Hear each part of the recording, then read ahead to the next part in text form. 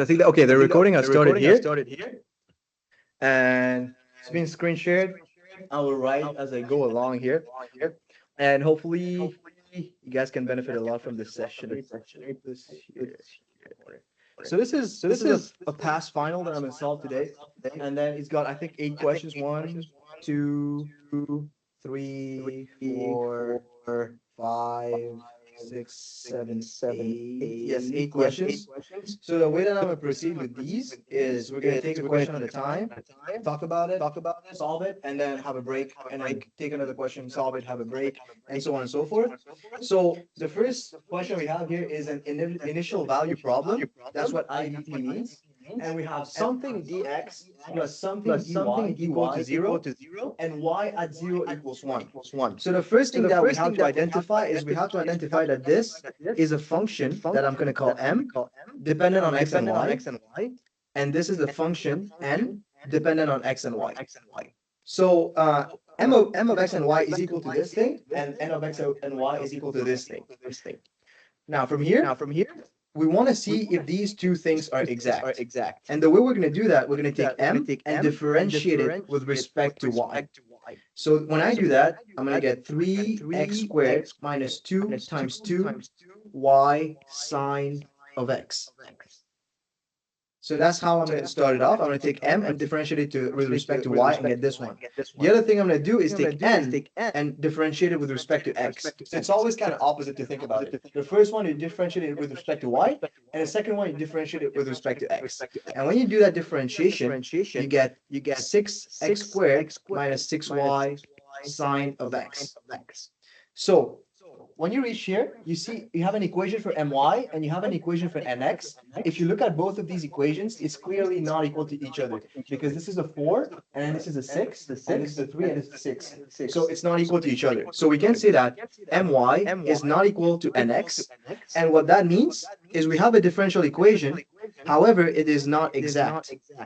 Now, there's a process that we can do to make our differential equation go from non-exact to being exact.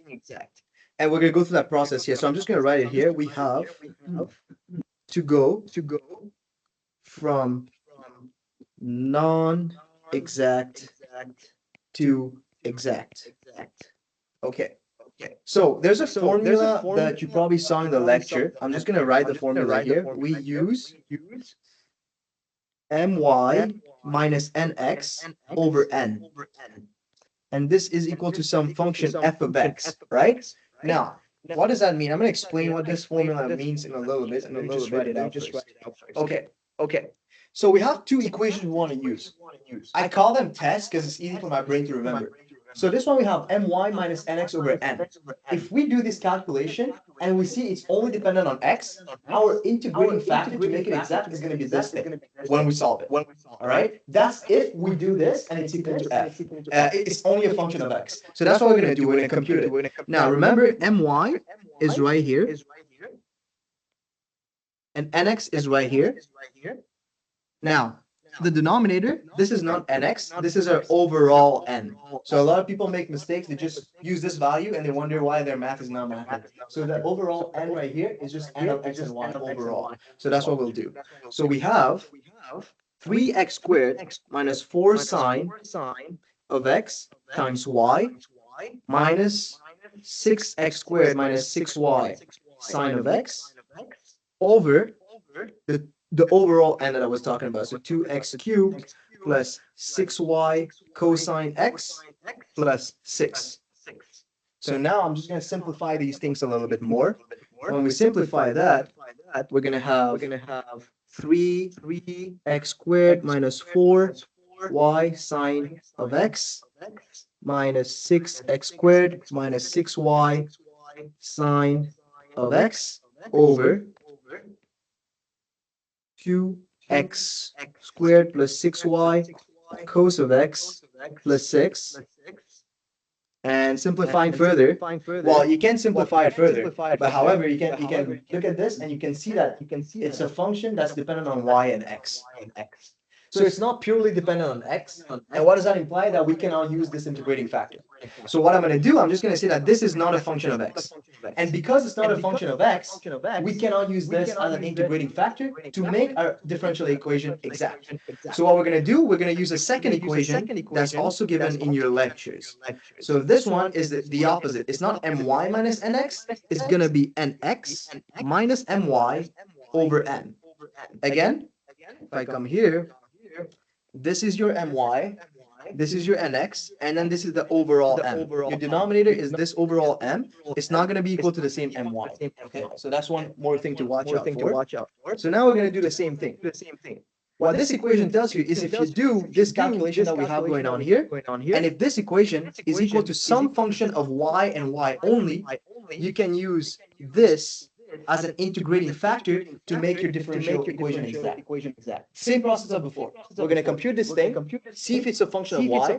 If it is only a function of y, when you compute this thing, it's going to be the integrating factor that makes your differential equation exact. So we're going to proceed and do that.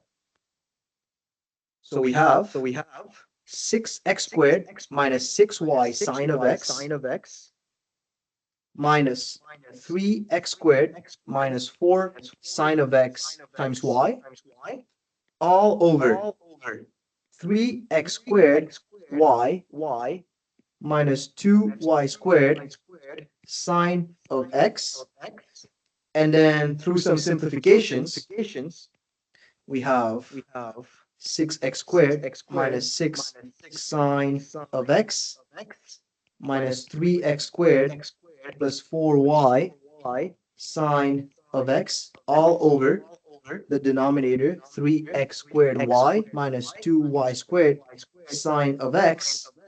And simplifying further, the only thing I'm going to do from here to going to there is this simplify, this simplify, so a numerator becomes nice and simple. We have 3x squared minus 2y sine of x, all over 3x squared y minus 2y squared sine of x.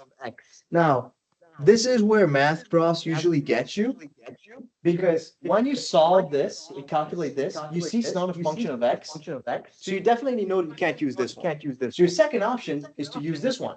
And when you compute it and you reach here, you're like, hey, it's not a function of x and y. So that means I did a mistake in my math, trying to kind of debug to see what's going on here. But if you look over here, this is only a function of y, right? Can you guys see that y? You can factor something out, right? From here, I can factor out a y. So that's what I'll do. I have 3x squared minus 2y sine of x. And in the denominator, I just need to factor out a y. 3x squared minus 2y sine of x. And you can see the numerator and the denominator have a common factor. It just cancels out. 1, 2. I'm just going to drag this over here so we have room. And we have that it's 1 over y. So when we do this calculation, we get 1 over y. Is that a function of y? Yes, it is a function of y. What does that imply? We can do this calculation now and find out what the integrating factor is. That integrating factor, I'm just going to call it mu of y.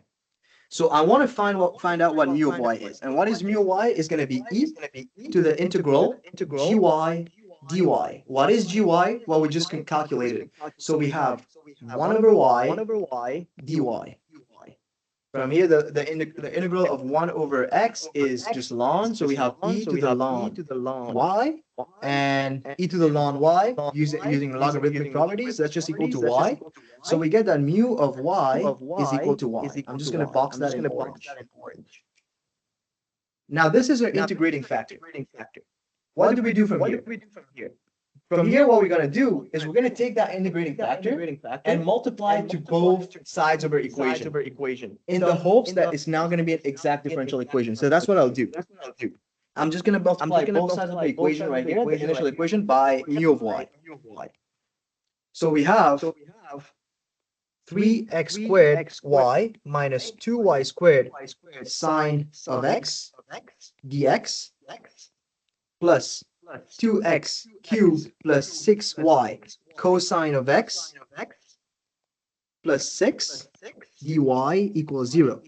So I'm going to multiply both sides by y. And when I do that, this is what I receive. 3x squared y squared minus y cubed sine of x.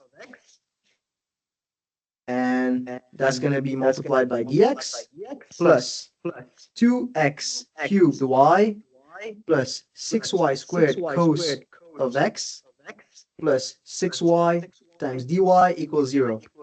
Any confusion on how we obtain the final equation we have right here? Is this clear? All I did is multiply this by y and this by y, and 0 times y is just 0.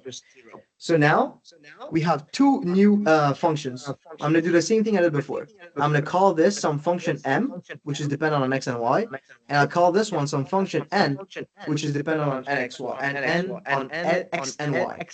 So what I'll do the same procedure as before. I'm going to differentiate n with respect to y, and I'm going to differentiate n with respect to x, and see if it's now exact. So when I do that, I have my, which is m differentiated with respect to y. We have 3, I'm just going to go straight to the answer, 6x squared y minus 6 sine of x y squared. Okay. And then nx, which is equal to 6x squared y minus 6 sine of x times y squared. Now, if you look at my and nx, you will notice that it's the same thing. So now we can say that my equals nx. So now it's exact. Now it's an exact differential equation. I'm just going to box that in orange right here. So just to look at it from where we started. We started with the differential equation. We had my and then we had nx. We saw that it's not exact. We use these two equations to make them exact. All right. We noticed that one of them is not going to be valid, so we try the second one. We get an integrating factor, multiply both sides of our equation. We have that they are now exact. And now that we have a differential equation in an exact form, we're gonna use the same procedure as an exact differential equation to solve it to get the right answer. So from here, we're going to set ux equal to m. So we're going to go set ux equal to m. Now, what is ux? Ux is the function that's been differentiated with respect to x. And we just set that equal to m. All right? And uy equals to n. Again, what is ui? Ui is just a function that's been differentiated with respect to y. So m is this value. M is this value that we have right here. This. And then n is this value. So this is my ux, and this is my ui. So ux equals 3x squared. Yes, y squared minus 2y cubed sine of x. And then this is what we have. Now, before I go on to the next part of this, we know that this is a differential, right? It's a first order derivative. So I want to find what u of x is. To be able to, u of x and y. To be able to do that, I need to integrate this. I need to integrate it with respect to x. This is what I'll do. So u of x and y is going to be the integral of this thing with respect to x. So the integral of 3x squared y squared minus 2y cubed sine of x integrated with respect to x, so dx. And what that means is that anywhere you have y in that function is going to be a constant, considered a constant. So then we have 3y squared times x cubed over 3 minus 2y cubed times minus cos x plus a constant. When you do indefinite integral, you have a constant, but we want to make it more general. Since we're integrating with respect to x, anything that has a y in it is going to be considered a constant anyways. So this constant that I have right here, it can be a function of y. So I'm just going to have it as a function of y right here instead of any regular constant. Do you understand why this is here? So it can be anything, but I'm just going to call it a function of y because it's more general. So this is what we have. So I can say that u of x and y is equal to x cubed y squared plus 2y cubed cos of x plus ty. and this is my u of x and y. However, when I look at this equation, I notice that I have the equation almost complete. By the way, u of x and y, that's my final answer that I'm trying to find. It's a solution to my differential equation. However, this t of y, I don't know what it is. But I do know that from here, u of y. So when you take this, you differentiate with respect to y, it's equal to n, which is this thing. And I know that I have this right here. So that means that this is my u of y. And if I differentiate this with respect to y, it's going to be equal to my u of y. So I can have two equations and one unknown there. So that's what I'll do. I'm just going to differentiate this box equation with respect to y. So u differentiated with respect to y, that's going to be equal to 2x cubed y plus 6 cos x y squared plus t prime of y. Why t prime? Because the first order derivative of t with respect to y. Now, u of y is equal to this thing, and u of y equals to n, which is equal to this thing. That means this thing has to be equal to this thing. So I'm going to set them equal. So this is equal to n, and n is 2x cubed y plus 6y squared cos x plus 6y. Now, when you look at this equation, 2x cubed y is right here, 6 blah blah blah is right here, and t prime of y is 6. So that means these are going to cancel, which leaves me with t prime of y, which is equal to 6y. So far, any questions? You guys understand the process here? So what I'll do right here is I have t prime of y. My goal is to find t, and the way to go from t prime to t is to integrate. So ty is going to be the integral of 6y dy, which is 3y squared. That's going to be my answer. All right? So now I'm just going to take this and then substitute it right here. So u of xy is x cubed y squared plus 2y cubed cos x plus 3y squared, and that's going to be equal to a constant value that we're trying to find. Okay, so this is the form of your answer. It's something equal to a constant. That constant sometimes is just a constant if your differential equation is given to you without any initial condition. But if we look at this problem, we're given that y at x equals 0 is equal to 1. So when x equals 0 and y is equal to 1, that's your initial condition. So we're going to use that to calculate c. Right? One way to kind of think about it with the initial condition is if we were to express y as a function of x, like this, y of x, when x equals 0, y equals 1. Okay? So we're dealing with the case of u, 0, and 1. So we are dealing with u at 0 and 1. So I need to plug in x equals 0 in my equation and y equals 1, and that's going to spit out the value of c for me. So u at 0 and 1 equals x cubed, actually 0 cubed times 1 squared plus 2 times 1 cubed cos 0 plus 3 times 1 squared, which is equal to c. And that means that c is equal to 5. So now that I know that c is equal to 5, that means this whole equation is my final answer with c equal 5. So that's what I'll do. I'll just recopy everything here. U of x and y is x cubed y squared plus 2y cubed cos of x plus 3y squared, and that is equal to 5. And this will be my final answer right here. Okay, any questions on how we solve this one? This one is pretty straightforward. It's not too bad. The only trick right here is just to factor here to be able to solve the problem completely. So that's the first question. And then we're going to go to the second question right here. How long is this question? This question is not too long. So I think we can get it knocked out, then we'll take a quick little 5-minute break before we proceed.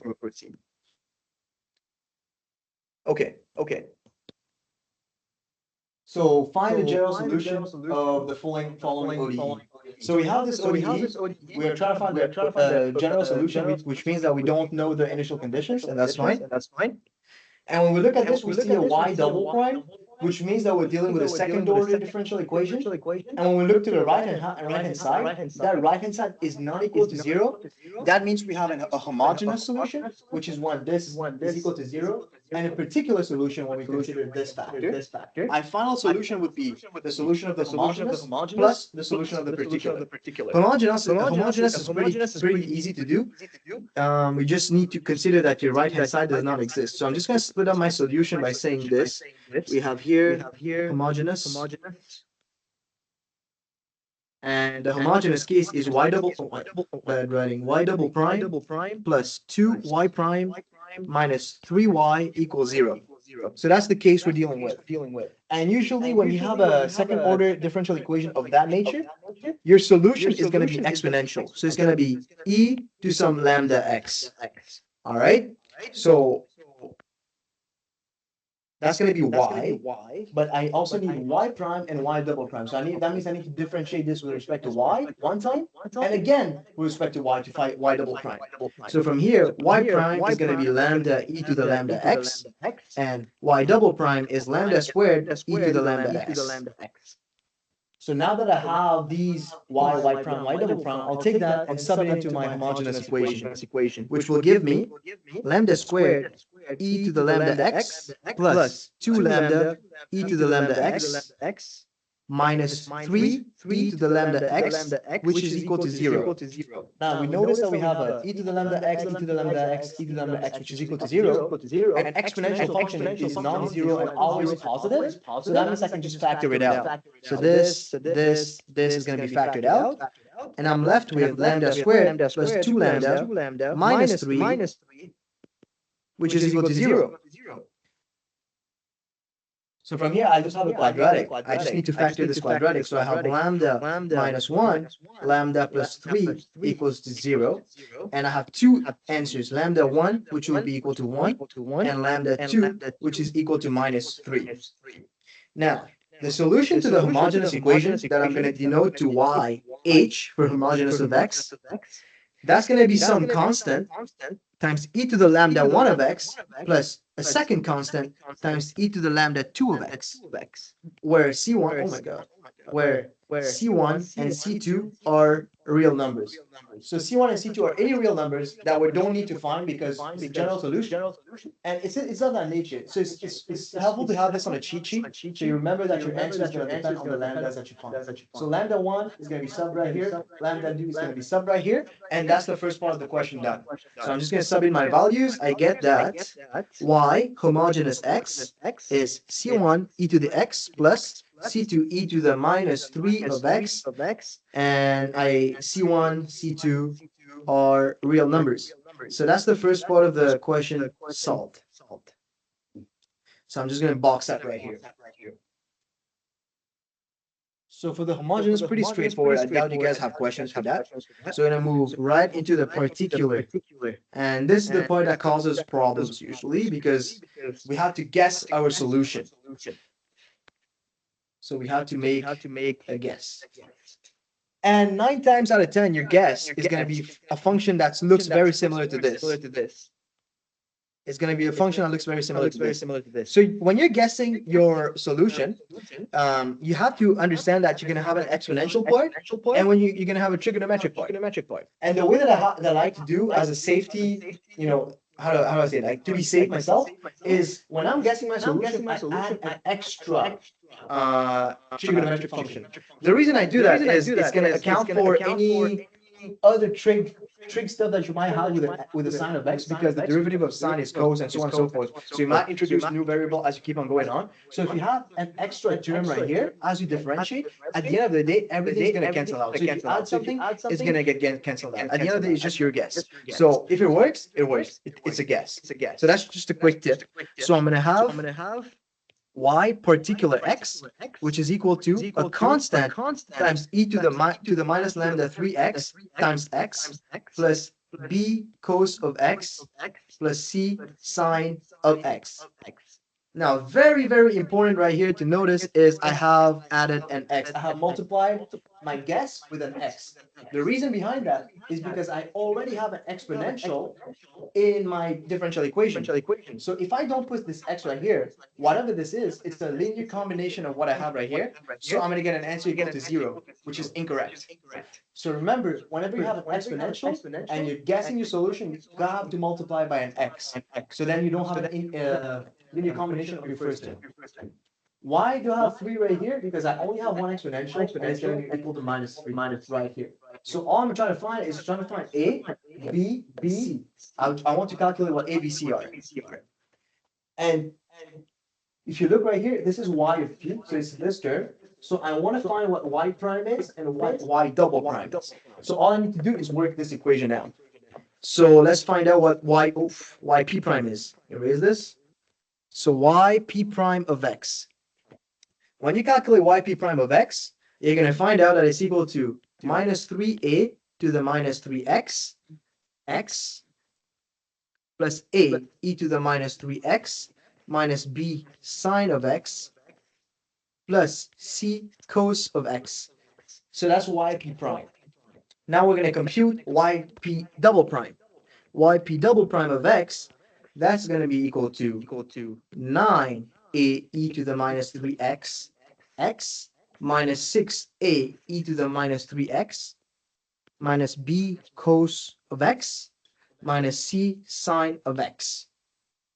So now I have my yp, my yp prime, and my y double p prime, or yp double prime. Okay. Now I just need to sub that into my initial equation. But before I do that, I'm just gonna write the way I like to work, and it helps me visualize the stuff better and make less amounts of mistake right here. So I'll just do y double prime, y prime, and y. I'm just gonna make a table right here and multiply them by the respective scalar in front. So I'll have right here yp of x double prime, and then plus 2yp prime of x, and minus 3yp of x. This is the way that allows me to make the least amount of mistakes possible. So whatever I have right here, I write it in column format right here, and I'm just going to sub in the things that I have multiplied by its corresponding scalar in front. So for yp double prime, it's just a copy paste. It's going to be 9a e to the minus 3x times x, minus 6a e to the minus 3x, minus b cos of x, minus c sine of x, and that's my first equation. The second equation is going to be yp prime multiplied by 2. So minus 6a e to the minus 3x x plus 2a e to the minus 3x minus 2b sine of x plus 2c cos of x.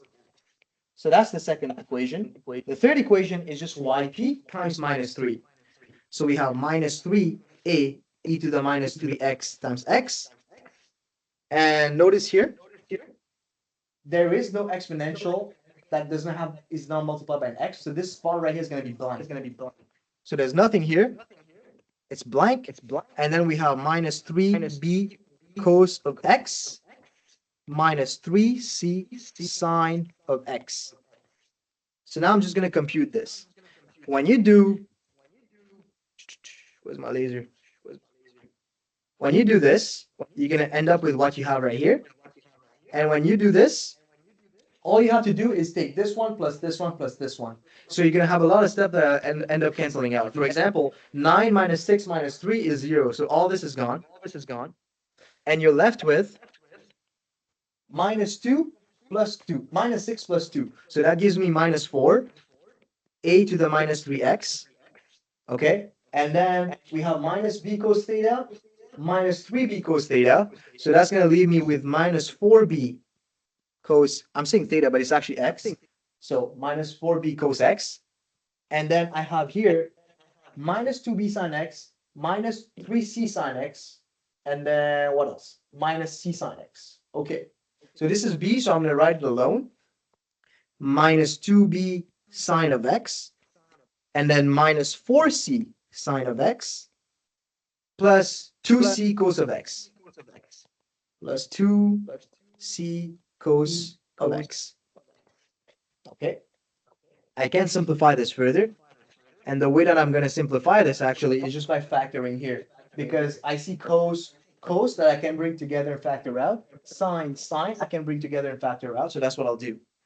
We have minus 4a e to the minus 3x, and then we're going to have minus 2b plus 4c times sine of x plus minus 4b plus 2c cos of x.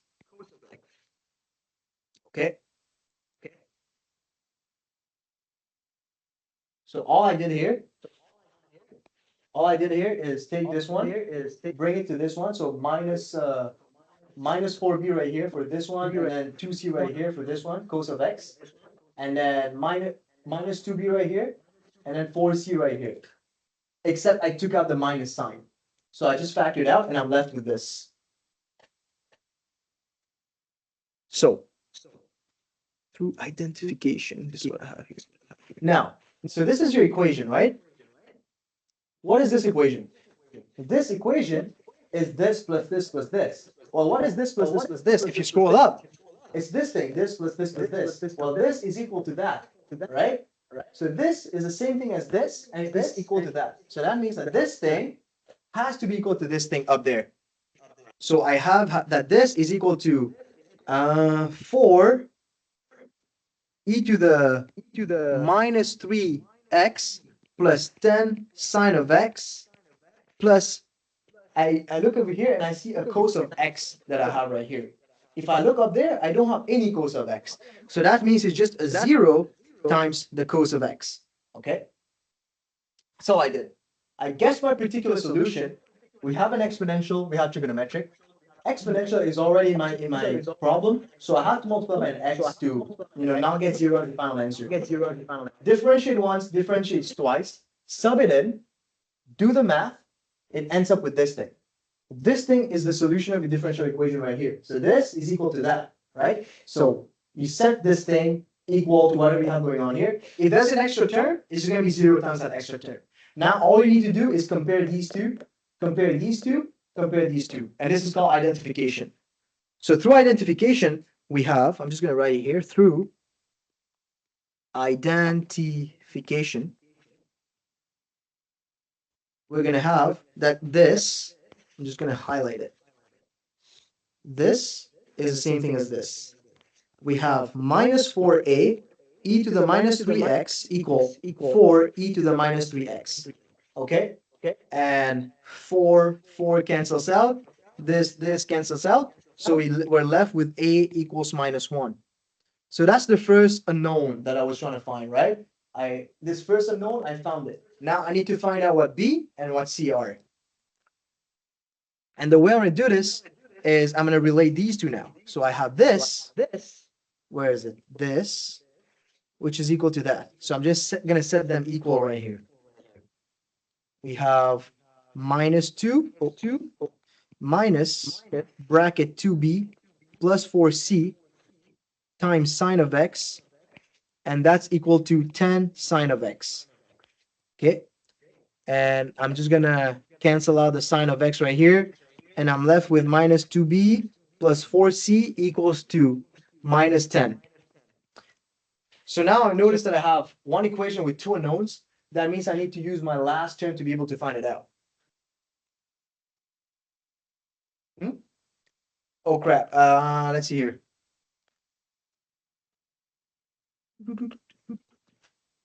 It's actually this. I'll bring the negative sign right here. Is that better? Yeah, my bad. That's just a typo right here. So I have this. Now I notice I have an equation with two unknowns.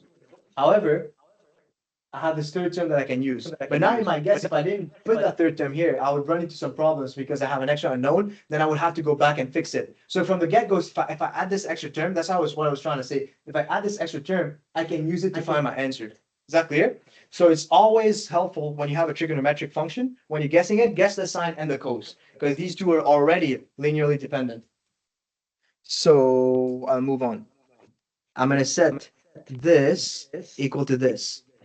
So we have minus 4b plus 2c times cos of x equal to 0 times cos of x. 0 times cos of x. The cos and cos is going to cancel out. We get that 2c equals 4b. So c equals 2b. There we go. This is my first function, right? C is equal to 2b. Now all I need to do is take my c and then sub it right here. Okay, so we're gonna have 2b plus 4 times 2b, which is equal to minus 10. And then I'm just gonna solve further. 2b plus 8b equals minus 10. So b would be equal to minus 1. All right, so that's my second unknown that I found. And I take this, I put it back here. C equals to 2 times minus 1, which means that C is equal to minus 2. Any questions? From here, all I did is identify A equals minus 1. This one was easy. The second one, 2 unknowns, 1 equation. The third identification is going to give me my third equation. When I do that, I get that C equals to minus 2b. I take that, I sub it in this equation for C. I solve it, I get b equals minus 1. I stick it back in there to get the value of C. Now I have all my unknowns A, B, C. All that I'll do is I'll sub it in the y of p equation, which is my particular solution. Where is it? The y of p solution is right here. I'll take my unknowns and sub it right here in this equation. So I have that y p of x equals minus e to the minus 3x times x minus cos x minus 2 sine x. And that's my particular solution. However, we have to remember the problem we started with. We have homogeneous and then we have particular. Our solution is going to be the sum of both. So y of x is y homogeneous of x plus y p of x, which is c1 e to the x plus c2 e to the minus 3x minus x e to the minus 3x minus cos of x minus 2 sine x. And that's going to be my y of x. And this is going to be my final answer for the second question. Okay? Any questions, concerns on how we went from this equation to the answer? How we split it apart? Everything good? By the way, the differentiating everything, I'm just kind of skipping over those steps because we're just trying to get the concepts down and how to solve them. The actual solution that I would pose has all the steps in between, all the differentiation. So when you guys are going through it on your own, you guys can look at the steps if ever you get lost. So this is just to like really get the concepts down because I think that's the main important point. So we're just going to take like a 3 to 4 or 5 minutes break and then keep on going with question 3. Question 3 is very similar to question 2 in nature. If you look at it, it's very, very similar. Okay, eat some cookies. I'll put a timer. It's here.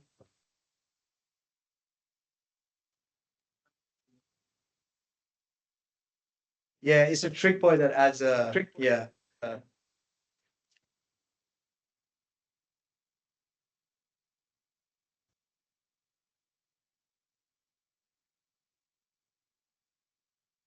I guess I have one question. You have a question? Yeah, what's up, man? Oh, yeah, I don't even. Yeah, see? Yeah, no, so the wrong scheme, what is that? Like, do you need to like evaluate it? The wrong scan is when you have matrices, when you're dealing with matrices, right? So a problem like a matrices, so when you're looking at this problem, that's when you're gonna use the wrong scan. I'm gonna solve that later as well, right? We're gonna look at the wrong scan. This is like the heaviest question. Oh, I got you. But so at the end of the day, it's still a non-homogeneous. Oh, that's the system of equations. Yes, that's a system. So it's a system Oh, equation, right? Differential. Mhm. Okay, my bad. So usually when it's only a second order, you don't need to use the one skin. Like, Yes, okay. because I'm not confused on the. it's all right. It's very easy to get confused in there because when you look at this, your function is only y, right? You don't have a set of functions, right? Don't have y1, y2, y3, y4. When you have multiple equations that can describe a system, that's when you need to use the Wronskian matrix notation, right? This is just like maybe looking at a pendulum that's swinging, right? You don't have two pendulums. But if you have a pendulum one and a pendulum two, both swinging, then you have two equations. You have y1 and you have y2. Right. Right? So you have. Exactly. Exactly. Let me see if actually there's people in the Zoom. We have a How many people you got on Zoom? 0. Oh, shit. Are you It's only- recording it? Hmm? Are you recording? I'm gonna record it to post it. Yes, it's gonna be posted. Okay. Okay. But in the meanwhile, I can pull up actually my cheat sheet here. So just good on the class. Well, it's only you guys that I don't have to. It's not that many people in the class that Yeah, thank you. I'm not trying to edit the video any further, so after we finish the recording, we can talk about the complaints and everything. Okay. So this is second year. This is first semester, I think. And then this class. I think it was this. Oh, yeah, this is my cheat sheet. So Oh, crap. it's got everything on there, the whole class, everything you need. So the second order homogeneous, second order Euler-Cauchy, method of variation parameters, which is actually what we use what we use when we're solving the Wronskian, right? It involves the Wronskian here. Oh, the numerical methods as well: bisection, fixed point, Newton's method, secant, Lagrange relation. This one's the big one. This one's a big one. It's probably gonna be. This is definitely gonna be an exam, I think. Yeah, Yeah. yeah. Yeah. Laplace. If you guys need that, I can share it as well. If you guys want. Yeah. If you guys. Okay. What do I have there? Oh, that's for mid. Okay, that's for midterm. That's for mid. Sure. We get like 2 pages front and back or 2. 2 pages front and back. Yeah. Sure. Last summer when the guys took the class, no cheat sheet. Yeah. I have no clue how you can do this class with no cheat sheet.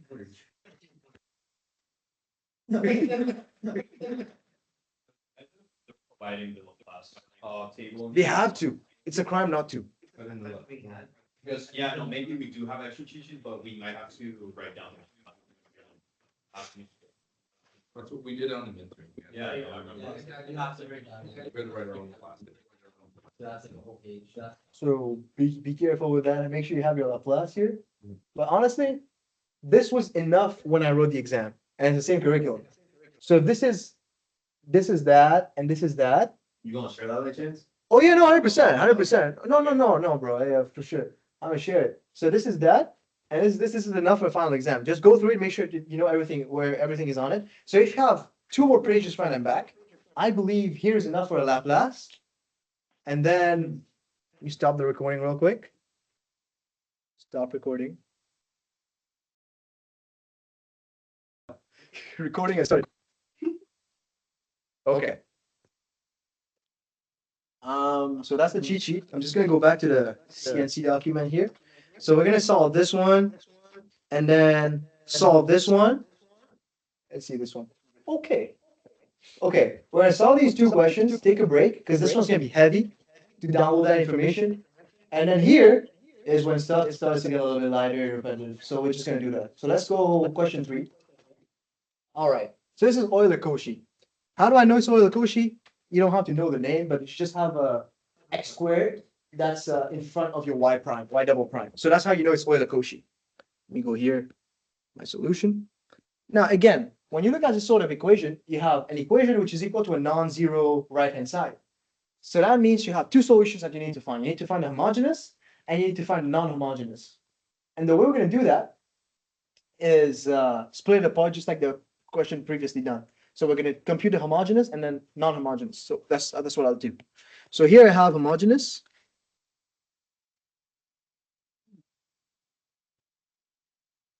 Which is x squared y double prime minus 4x y prime plus 6y equals 0.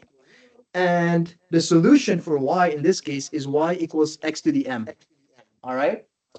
Why is it equal to x to the m? Because you have what is this again? Polynomial coefficients, right? So your solution is going to be x to the m. If I go up here, you don't have polynomial coefficients, so it's an exponential. When you have polynomial coefficients, that's your solution. Now, this is y. I need to find y prime and y double prime, so I just need to differentiate. And when I do differentiation, I just get that it's equal to m x m minus 1, y double prime m minus 1, x m minus 2. Again, we're not going to go into detail on how to differentiate these things, just going to waste time. Now that I do have that, just take it and shove it in my equation right here. So when I do that, I'm going to have x squared m minus 1, x m minus 2, minus 4m x m minus 1 plus 6xm, which is equal to 0. Okay. Now the only thing I can notice here is I have xm minus 2, xm minus 1, xm. So I can split this using power rule, split this using power rule. So that's what I'll do. So we have x squared m minus 1, xm, x to the minus 2. Okay. Minus 4m xm, x to the minus 1. And by the way, there's an x that I forgot here. There is an extra x right here that comes from this. An x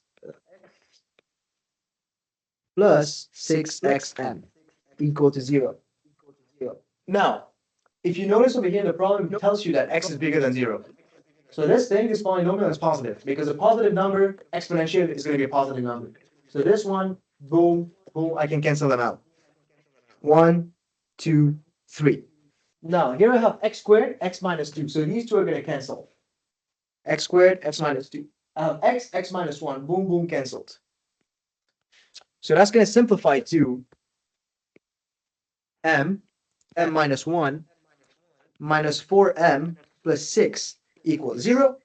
And this is again a quadratic. So I'm just going to expand further. And when I do the expansion, I get m squared minus 5m plus 6 equals 0, which means m minus 2, m minus 3 equals 0. So m1 equals 2 and m2 equals 3. All I did here, bringing my m's, expand, factorize, and then find my roots.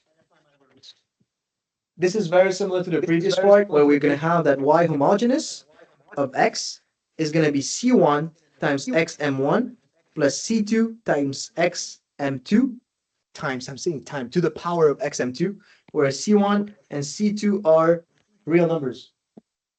And m1 is going to take the spot right here, m2 is going to take the spot right here. We're trying to find the general solution, so we don't need to worry about finding c1 and c2 right here. So our particular homogeneous solution is c1 x to the 2 plus c2 x to the 3 and now we're going to proceed further. Now, one point I want to make clear here, it's going to make sense as we go forward, but this is going to help us find a particular solution. A particular solution is going to depend on the homogeneous.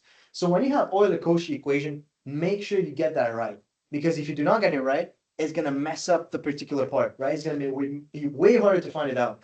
And that's going to make sense. It might make sense in about 1 minute. So particular.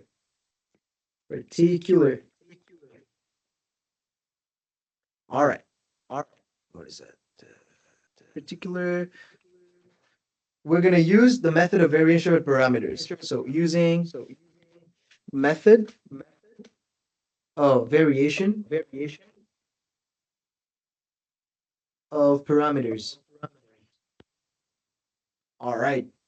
So our particular solution, yp of x, is some u1, y1. You have a question? What's up, man? Yeah, just real quick. So Yeah. usually when we do these Euler-Cauchy equations, it's Yeah. gonna be all right. So this time it's non-homogeneous. So guessing the particular solution is gonna be like impossible, right? Yeah, So that's pretty why we're much. doing variation of parameters. Yeah, mention method of variation of parameters, which is going to involve the wrong scan. Okay. Okay, which is going to involve the wrong scan. So our solution for the particular equation is going to be y1 u1 y1 u1 u1 y1 plus u2 y2 u2 y2. Okay. Now this and this are given in formulas in your cheat sheet. So you're just going to get them directly from a cheat sheet. Now, what is y1? What is y2? This is y1 and this is y2. So this is why it's very important to get your homogeneous right. Because if you don't get your homogeneous right, this one depends on the homogeneous, it's going to be all messed up, right? So we want to get those right. So I just go back to the homogeneous equation and just say right here that this is going to be my y1, which is x squared, and this is going to be my y2, which is x cubed. Okay, so that's all going to make sense now. And these, just so it's easy in your head, this and this is just this and that. Okay, now I'm going to move forward. Now, when working with the Euler-Cauchy equation, we're given an equation in this format. However, we want an equation. We want to redefine an equation in the format that helps us the most. So I'm just going to say that we need our differential equation in the form as follows, just like that.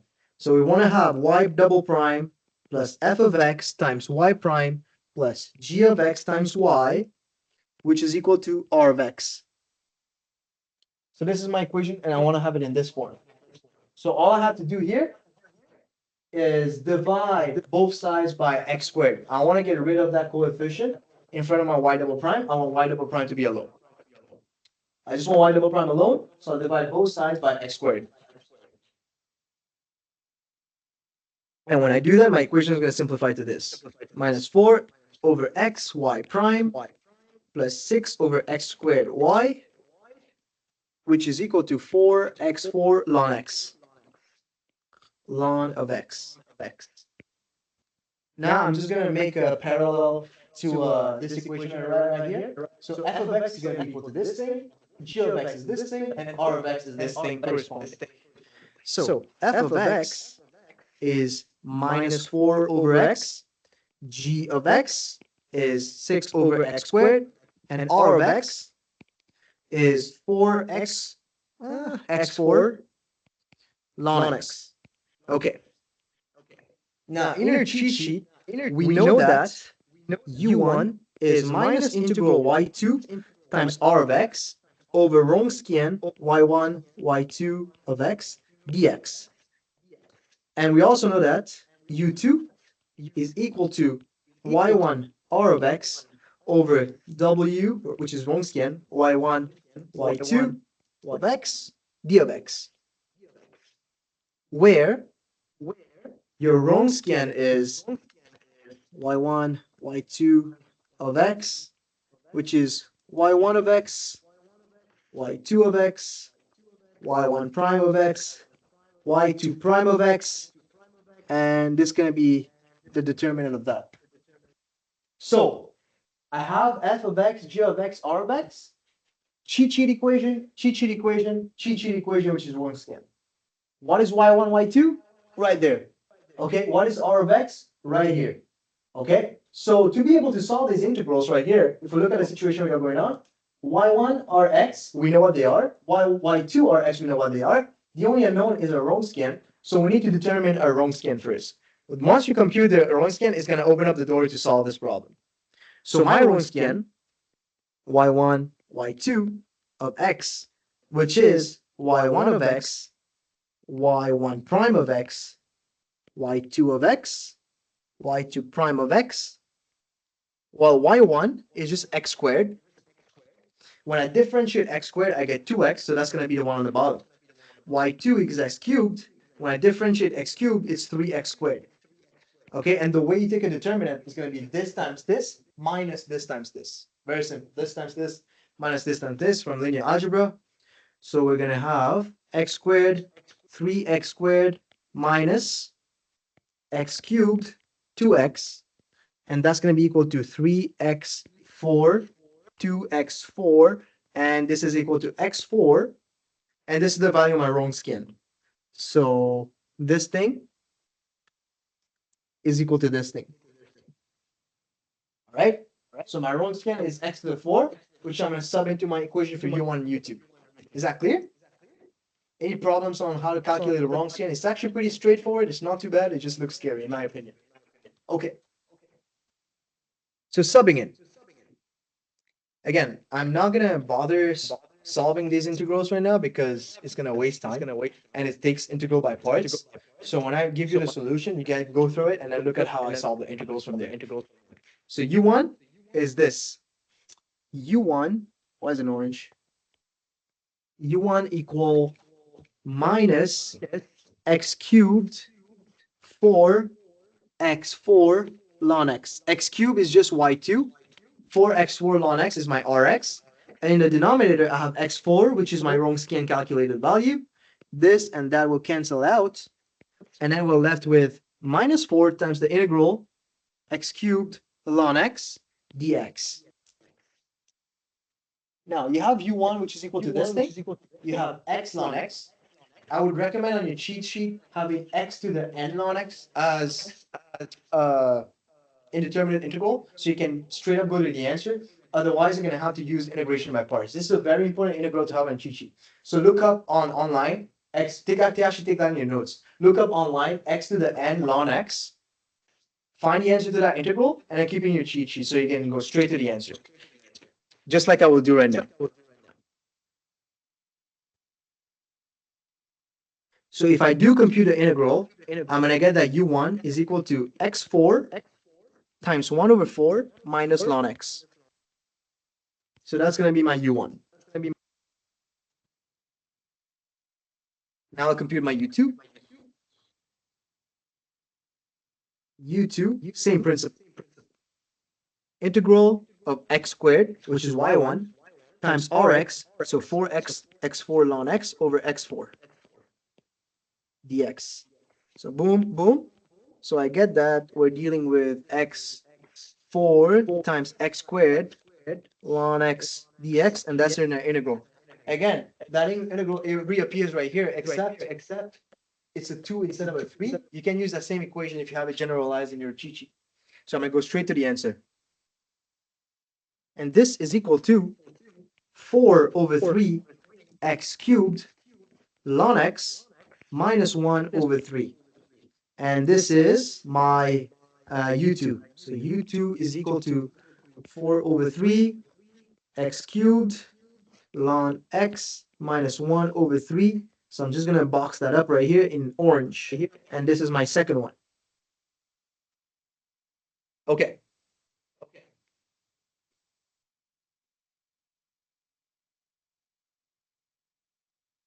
Any questions? So we have u1, u2. u1, u2.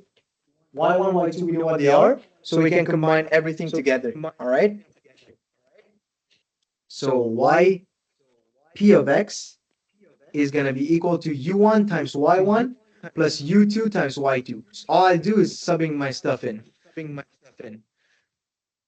So x4,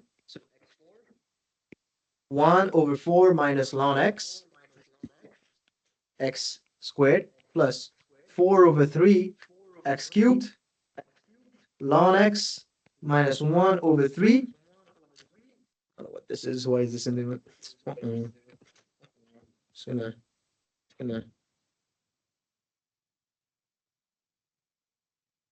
Okay, 1 over 3 times x cubed. And if I, simplify further, I'm just going to get that this whole thing is equal to 1 over 4 minus ln x plus 4 over 3 ln x minus 4 over 9 times x to the 6. Again, this is just a lot of simplification to lead to this, okay? The simplification is in the notes.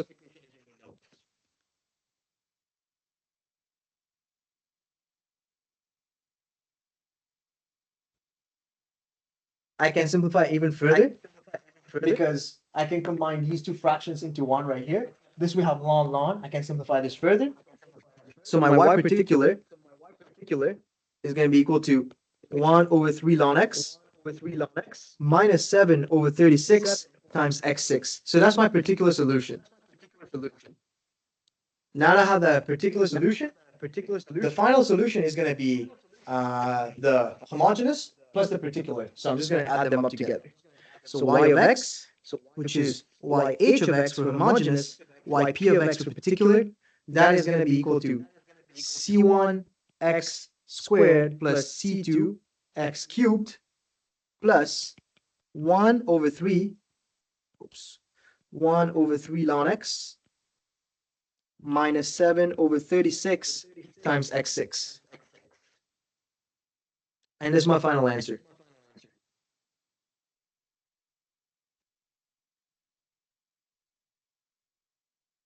Okay. Any questions on this? Yeah. The negative is in the formula itself. Oh, It's in the formula. So the formula for U1 is it has a negative, and the formula for U2 does not have a negative. And this is a quick answer to your question. If you look at the proof, we're involving the Wronskian, right? The Wronskian is this times this minus this times this. So if you do the math and try to derive it yourself, doing the Wronskian would lead you to have a minus sign right here because it's a determinant calculation. Okay? Any questions here? No questions? This is the step-by-step process. Actually, if you guys want, I can send this one as well as the one that's completed with more details. So you guys can look at, because this is just a pop, what are the steps to solve it? And then this one contains all the nitty-gritty details. So with that being said, let's move on to the next question. This one. This is the one that causes trouble. And it's the one that's worth a lot of grades. You can see it's worth 9 points. So I'll try to do my best to explain this, and then we're gonna move forward. See here. Okay. I think we're doing good on time. It's 8:15. Once we finish this one, we'll take another quick break.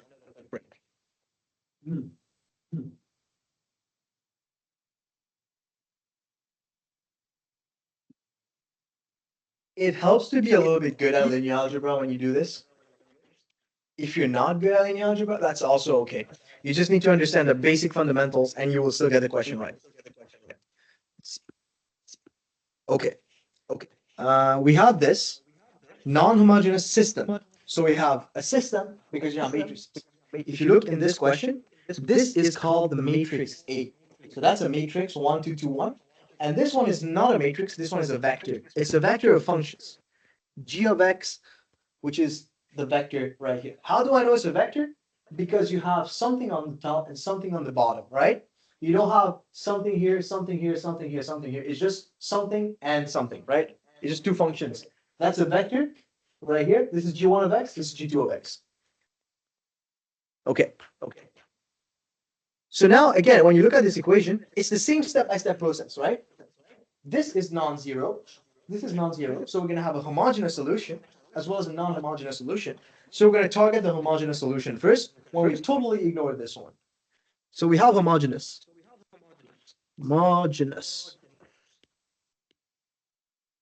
So vector y prime is 1, 2, 2, 1 times y.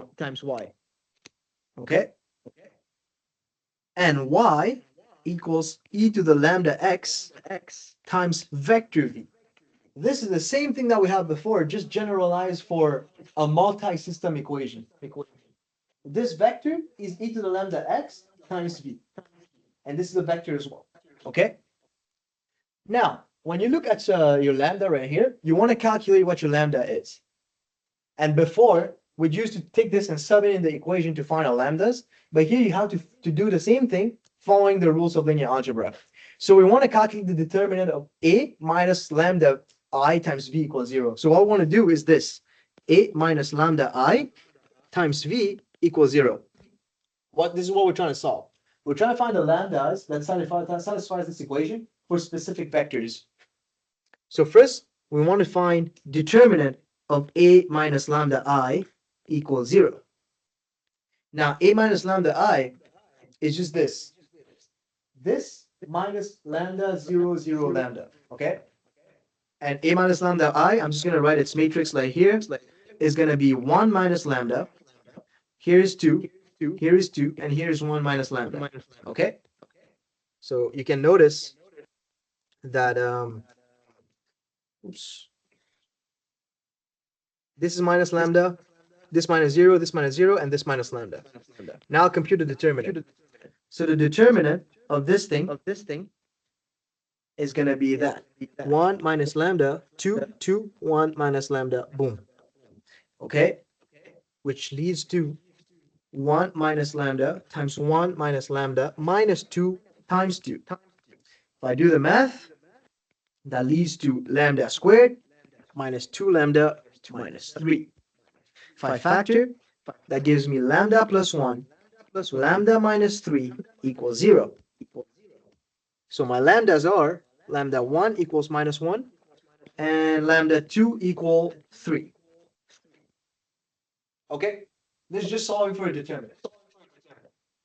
A minus lambda I, compute what that is, take the determinant, set it equal to 0, find my corresponding lambdas.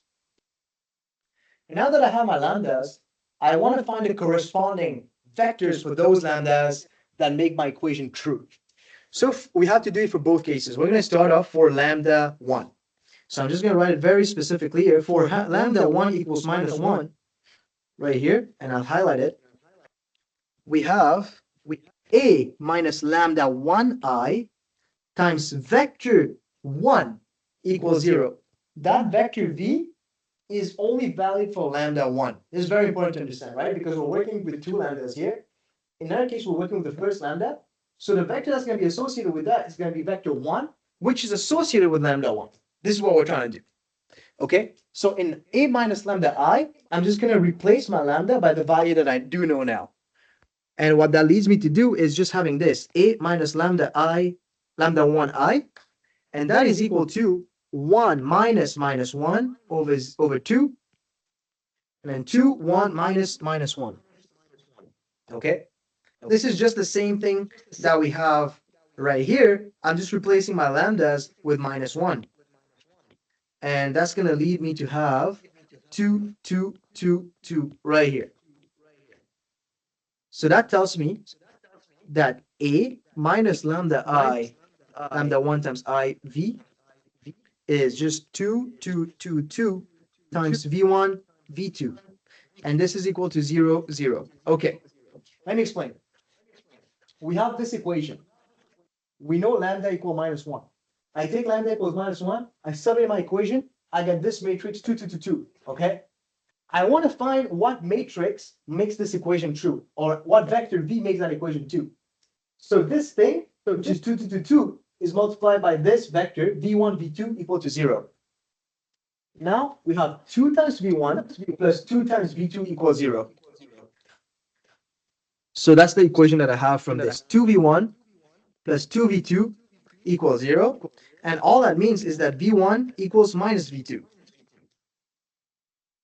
So my vector V is just V1, V2, but I have V1 in terms of V2 now. So V1 is going to be V1, V2, but I know that V1 is minus V2. So all I have to do is replace V1 by minus V2, factor out my V2, and I have minus 1, 1. And for the sake of this problem, this is just a floating scalar. I can give it any value that I want. I'm just going to keep it simple and say that this is equal to 1. You have the choice to call it any value you want, right? Because it's a linear combination. It's the same thing. It's about how much you're scaling that vector. All right? It doesn't matter how much you're scaling that vector, the direction is fixed. What's up? Just type the meeting. Yeah, It would be like the exact same. it would be the same solution. It would be the same solution. One negative.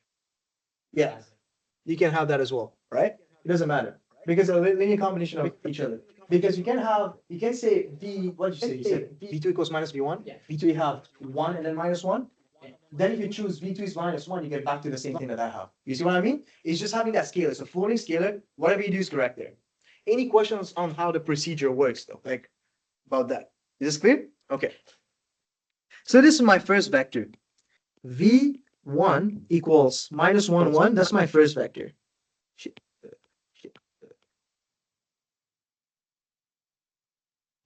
Okay. Now I'm going to repeat the same thing for lambda 2.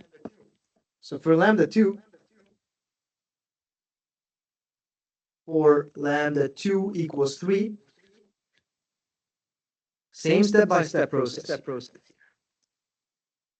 A minus lambda 2I times V2 this time equals 0. If you calculate A minus lambda 2I, you're going to get minus 2, 2, 2 minus 2 times V1, V2 equal 0, 0. The equation that deduces from that is minus 2V1 plus 2V2 equals 0, which means that V2 equals V1. Okay, so I'm just going to choose, all right, I'm just going to say that V2, which is equal to V1, V2, is going to be equal to V1, V1.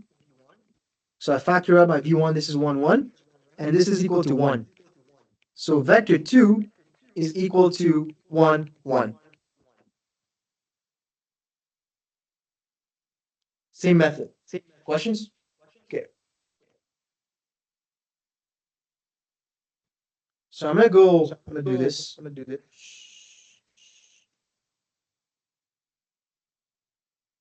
Right here. So Y1,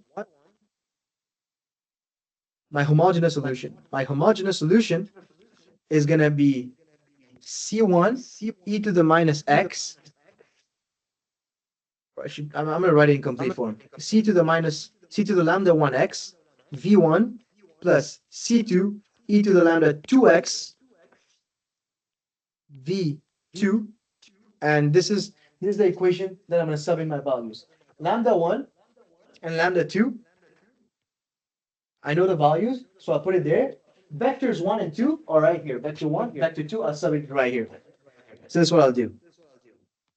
We have C1 e to the minus x minus 1, 1 plus C2 e to the 3x 1, 1. And this is Y homogeneous. So I'm just going to box that up. Okay.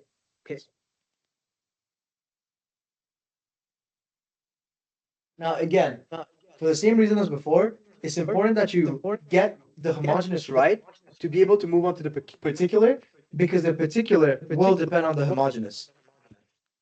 Any way to check that you are right? You're just gonna have to take this equation, sub it right into the homogeneous equation, and solve for it. If it's true on both sides, you're correct. That takes a lot of time to do though. But that's the kind of the only way. Yeah. Now, solving the particular solution is, how do I say this? It's not hard, it's very tedious. It's very tedious. It's a step-by-step methodological, whatever that word is, approach. So particular. Just gonna write this here. Particular. The particular solution is right here in this equation. Yp of x equals y of x integral y inverse of x g of x dx. So all you need to do is solve this, right? You solve this integral multiplied by y of x, and you're done. You find your particular solution. Remember, g of x is right here. Y of x is a matrix of solutions. So if I go back to this equation, minus 1, 1, 1, 1, well, if you bring in the exponential inside and the exponential inside, that's going to be your two matrices that the two solutions that compose this matrix right here.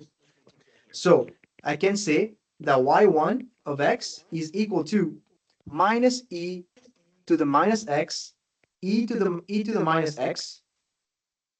That's my first solution. The second solution would be e to the 3x, e to the 3x. You guys see that? I just multiplied in my exponential right here.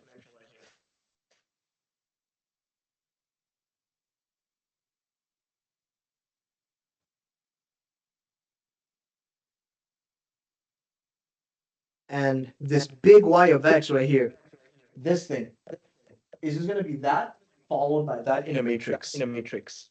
So we're going to have minus e minus x, e to the minus x, e to the 3x, e to the 3x right here.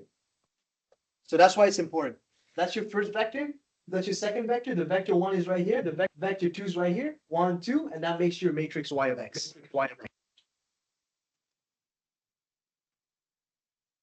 And g of x that you want right here is full. Exactly right there. So I'm just going to write it here. For M, which is a matrix A, B, C, D, the inverse of that matrix is going to be 1 over AD minus BC times D minus B minus C times A. So that's how you find the inverse of a matrix. It's important to have that on a cheat sheet so you can readily use it, because I doubt you're going to have a 3x3 system. It's just cruel to students to do that. 2x2 is enough. So have this in your cheat sheet.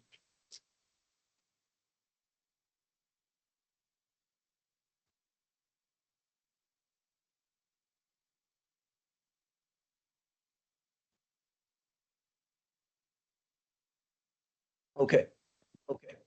Now, why do we bother having the inverse equation? It's because this is y of x composed by these two solutions. We want to find y inverse. So we're going to use this equation to find y inverse. I'm assuming you guys are comfortable using this, right? I don't need to go through the nitty gritty here. I'm just going to go y inverse equals straight up, right? Using this, I get y inverse. You want the nitty gritty details, going to be in the notes. So y inverse of x is going to be equal to 1 over 2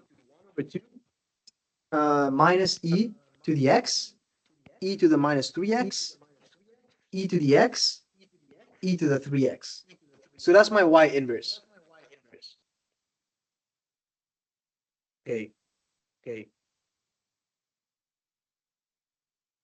And then y inverse of x times g of x, well, that's just going to be 1 over 2 minus e to the x, e to the minus 3x, e to the x, e to the 3x, times g of x, where g of x is this thing, this vector right there. Minus 3x plus 1, 6x minus 2. Okay.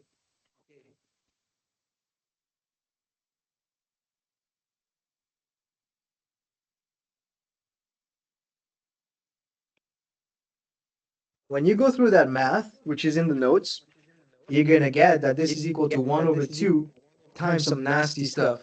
9x e to the x minus 3 e to the x, and then minus 3x e to the minus 3x plus 6x e to the 3x plus e to the minus 3x minus 2 e to the 3x, and then this is going to be the multiplication of these two gives you this solution, which you can take, plug it in here, and integrate now.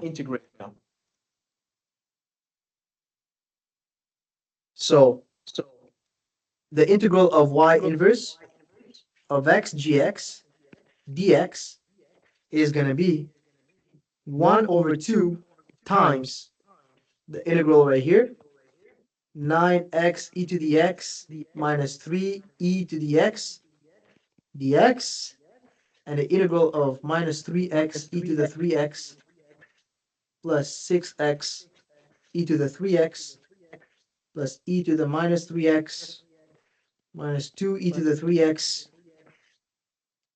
times dx. So this is, I'm just bringing in the integral. I'm going to integrate this thing, so I integrate the top, integrate the bottom.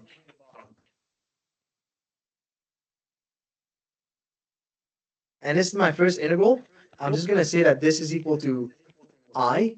I'm going to compute it separately, and I'll say that this is equal to j. So this is integral I, this is integral j, and I'm just going to integrate both. So when I integrate I get that I is equal to 9x e to the x minus 9 e to the x minus 3 e to the x. So 9x e to the x minus 12 e to the x. So that's I. And j would be x e to the minus 3x plus e to the 3x times 2x minus 4 over 3.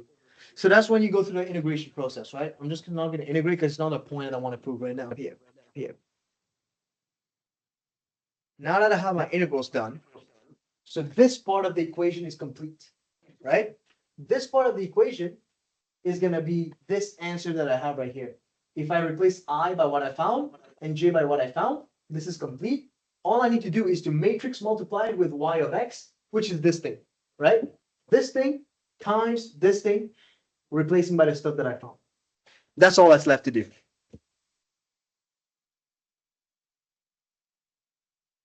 So y of x times the integral of the inverse of x, g of x dx, is going to be like so.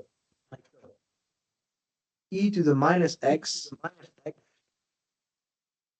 e to the 3x, e to the 3x. Do I have room for this? Okay. Multiplied by half.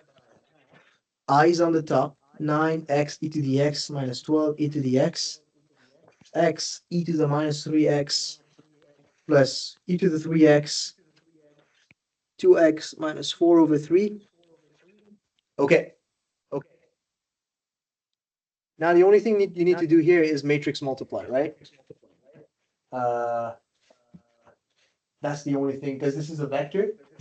I can bring out the half in front. It's going to be this times this plus this times this on the top, and then this times this plus this times this on the bottom. You guys see that? It looks ugly, but it's the same thing. It's just matrix multiplication. And when you do the matrix multiplication, you're left with this. It's going to be equal to, after doing the stuff that I just said, it would be equal to here, minus 4x plus 6 plus e to the 6x, x minus 2 over 3, 5x minus 6 plus e to the 6x times x minus 2 over 3. And that's my second equation on the bottom, which means that y of x equals y homogeneous of x plus y particular of x. And that would mean, by the way, this is your particular solution. So it stops right here. After all this math, this is your particular solution. The homogeneous solution is up there. So you need to add them both together,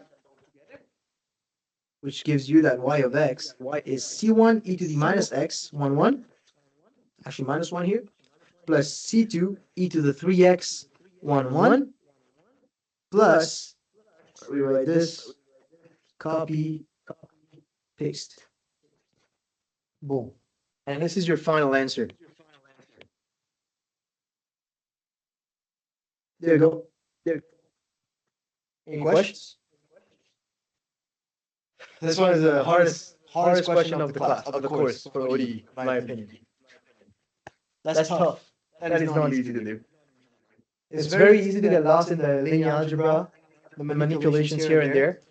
But I think what helps is knowing what's a vector and what's a matrix. Okay? Here you have, a matrix times a vector, which leads to this. Okay? But in some cases, you have two matrices that are being multiplied, right?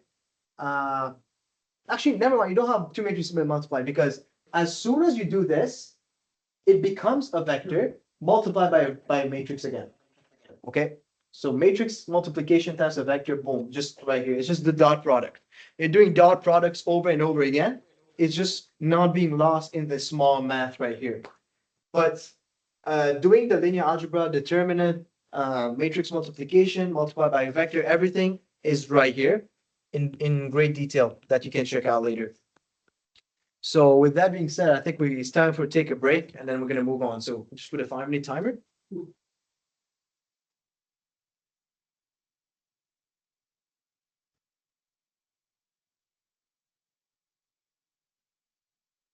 Okay.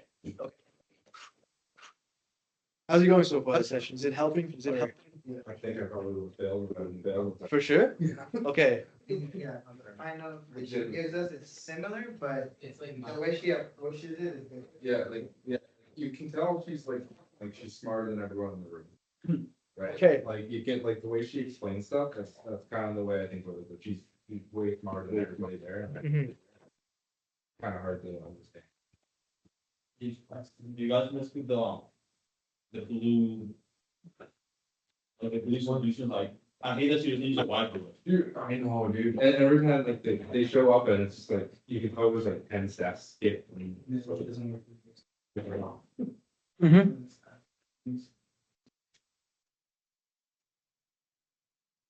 Like, to be honest, I skipped most parts of her lectures on vector stuff.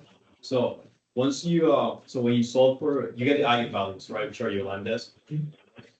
When you solve for the eigenvector, which method do you use? Do you use the inverse method, or is it called Crammer's again? Maybe I'm wrong about it.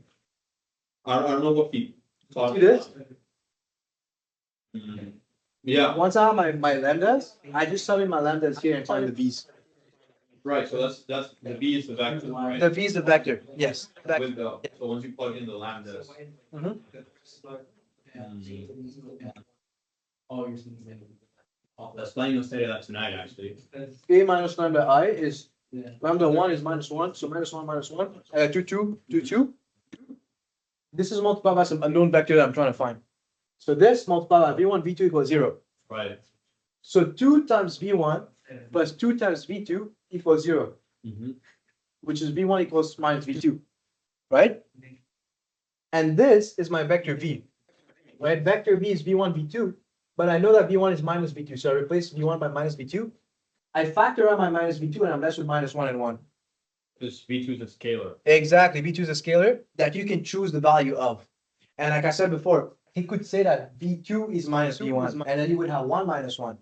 But this is what the point of the scalar is. You can set it to any value you want, right? You have the freedom of that. In my case, I just said it's equal to 1. But I could say it's equal to -1, and then I'd get the answer he has. Okay. The thing is, it's like, we can all have different answers in the room.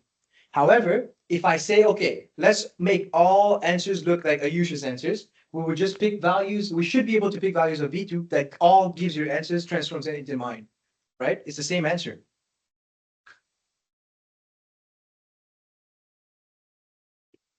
This start. Inverse. I mean, I'm kind of confused by the matrix itself, because we don't have any each of the negative ones anymore. We said each of the ones. How did? Oh, wait, 1 second, I'll check that out. 1 second.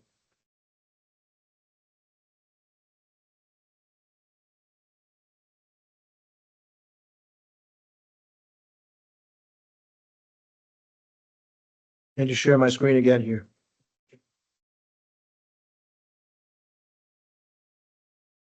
You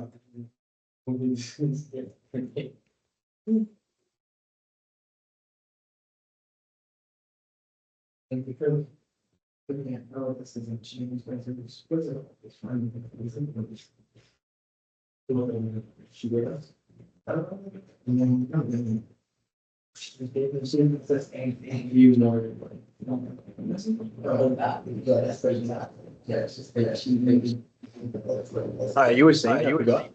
The inverse matrix, why we have negative, like even negative instead of. Oh, okay.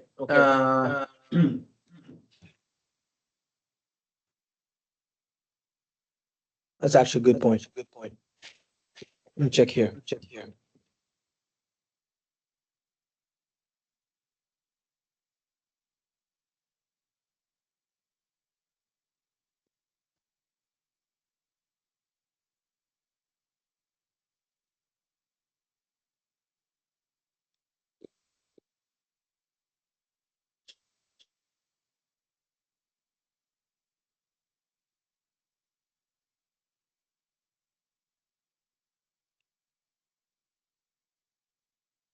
This minus this.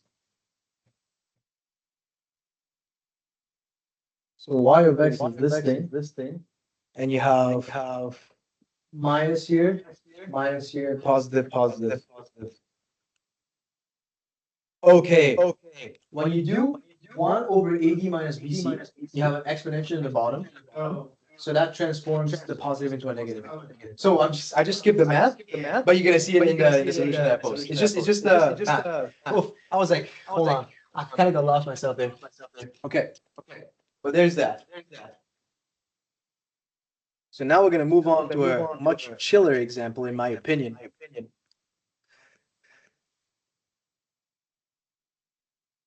So we have this.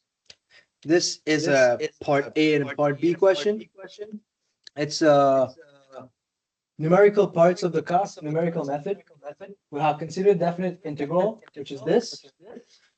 Use Gaussian quadrature of order 3 to estimate the value of j. Round the coefficients and the values nodes to 5 decimal places.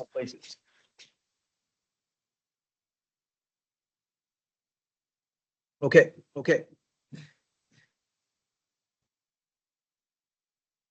So I think we have part A here. Here's what I do. The numerical methods are very regurgitative. It will waste time if I copy paste everything. So let's see there. What I'll do is I'll just go back to the notes that I had, and I'm just gonna paste in the new doc and talk it over so that I have time to go in class in detail.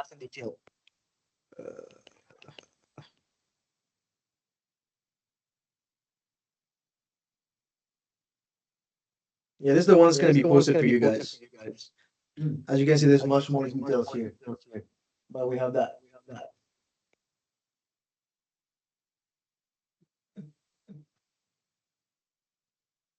Copy. Nice too, it's 4 pages. Doesn't error. So you can write it on your iPad. That's what I did. I lose so much of the Trick with that, it's your pixel count that you're exporting it, so the higher you can change your API, if you save as in the right way. Like you look it up, and you'll figure out how to do it. I had to do it last time too, and I was actually Still ask questions. This one? Yeah, still. Oh, more, we have that plus as well. Okay. How many questions is it? Like 6? 8. That's great. The exam feels like a marathon. Because you're right now, you're speed running, and still been like an hour. Yeah. But 8 questions. 8. She said 9 on her online. I don't know what that 9th question is. Yeah, but He said honestly, 50% of people. Yeah, I know what that 9th question is gonna be, yeah. it's gonna be that nonsense question. Yeah.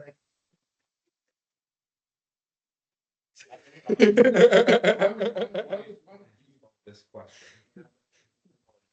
Okay, I mean, if you guys know, that's good for you. Okay, I'm gonna start. We're gonna look at this here. So we have Gaussian quadrature, order 3. We have this integral. This is A, this is B, A is 0, and B equal to 1. Okay, and then this is what we have. Gaussian quadrature in your cheat sheet is just this big thing that I have right here. If you look at the laser, boom, that's what I have. And what we're trying to solve here is just to solve this thing, because this is the actual integral, and we can't solve the integral, which is why we're going to use a summation to approximate that. B minus A over 2 is just 1 minus 0 over 2. Right here, 1 minus 0 over 2. Okay? And it says Gaussian quadrature of order 3. What that means is just that m is equal to 3. So your summation is going to stop at 3. Right? And then Wj is the weight, right? Is the weight at index j equals whatever, right? The ith index. By the way, if you scroll down, I was given this in my exam when we're doing this type of things. We were given, what the hell is it? It's this. This is what we're given, right? This is Gaussian quadrature and different weights for different orders, right? We're order 3, so we're working this. This is what we're working with, and write it down, okay? Okay, this is what I have. All right. So here, this is for j equals 1. Yes. So we're gonna have our equation simplifies to this, where this b minus a is 1 minus 0 over 2, 1 minus 0 over 2. Wj stays Wj. This is a plus b over 2. So 1 over 2 plus 1 over 2 times xj. And we know we're going to stop at 3. So I can take out the half right here. I have W1 times the same thing, plus, but this is X1. W2 times this, which is X2 here. W3 times this, and you have X3 right here. Okay, okay. Now, if you go up, you're gonna see it says round the values to 5 decimal places. I don't think I respected it, actually. I did respect it. Okay, so I'm just gonna compute these values, okay?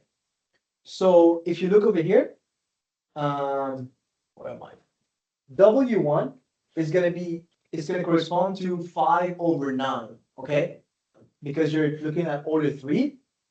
So when, see here, how do I do this? The second one, and then this is the third one, okay? Okay, so 5/9 is gonna be corresponding with the 2 points, negative and positive, and the one that has a 0 is gonna be right in the middle. That's the way it's always been. All right, so you have your negative 3/5, which is the first one, positive 3/5, which is the second one, and the 0th one is gonna be in the middle.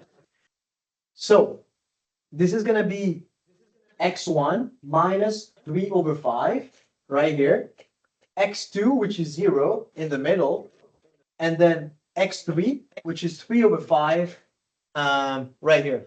Because if you look at a number line right here, you're gonna have your negative value that comes first when you're going in this direction, 0, and then the positive value. That's why I start negative, 0, positive. A lot of people mess that up because the table is designed to confuse you, right? So you want to go negative, 0, positive. Just keep that at the back of your head, okay? But now you have to make sure that you're using the correct weights associated with the correct xi. So for example, here I'm at minus 3/5 root.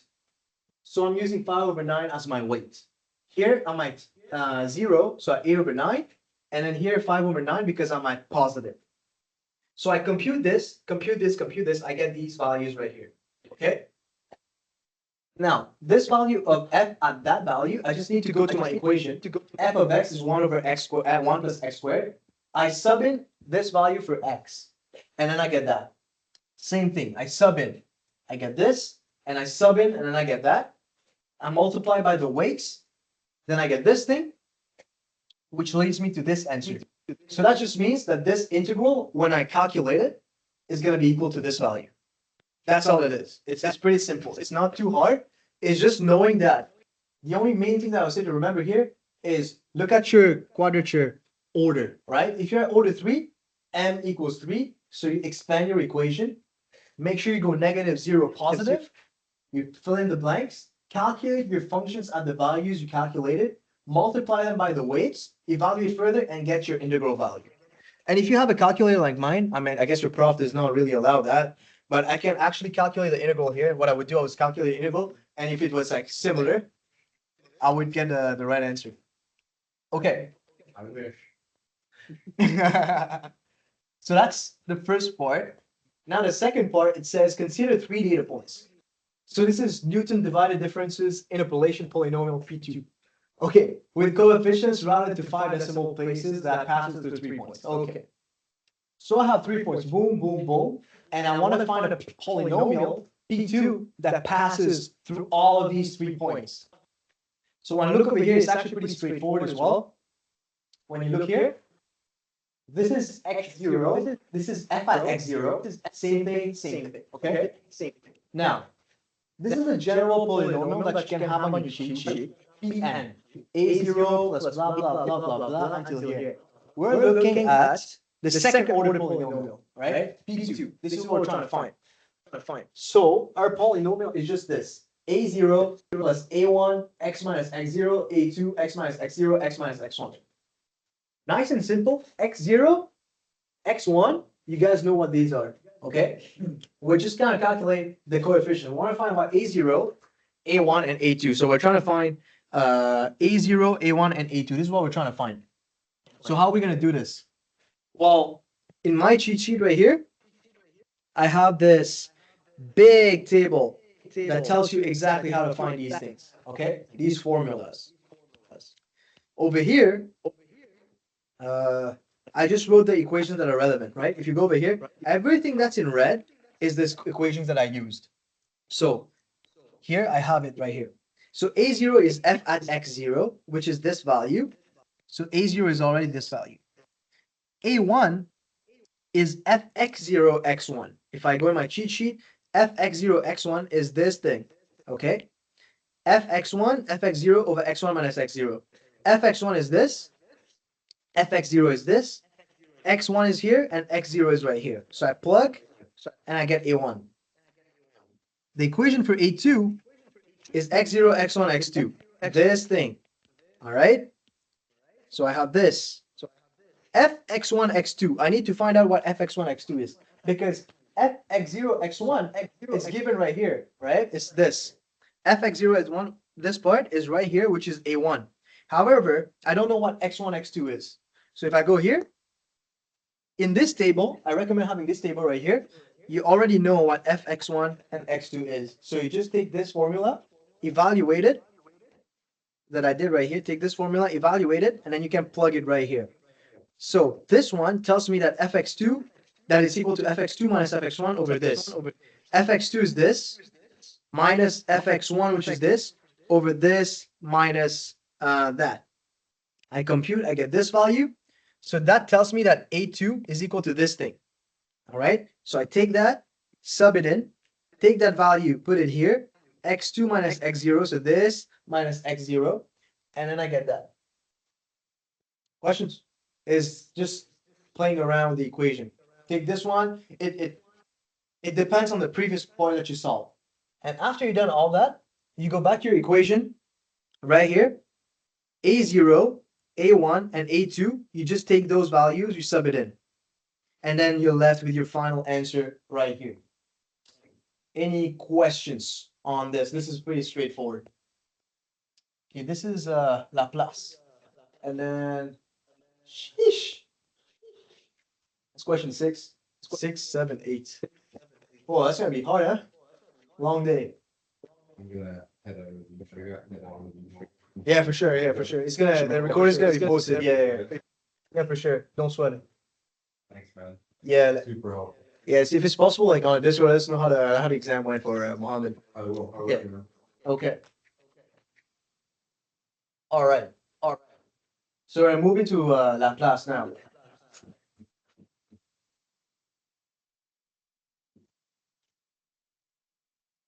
How comfortable are you guys with Laplace?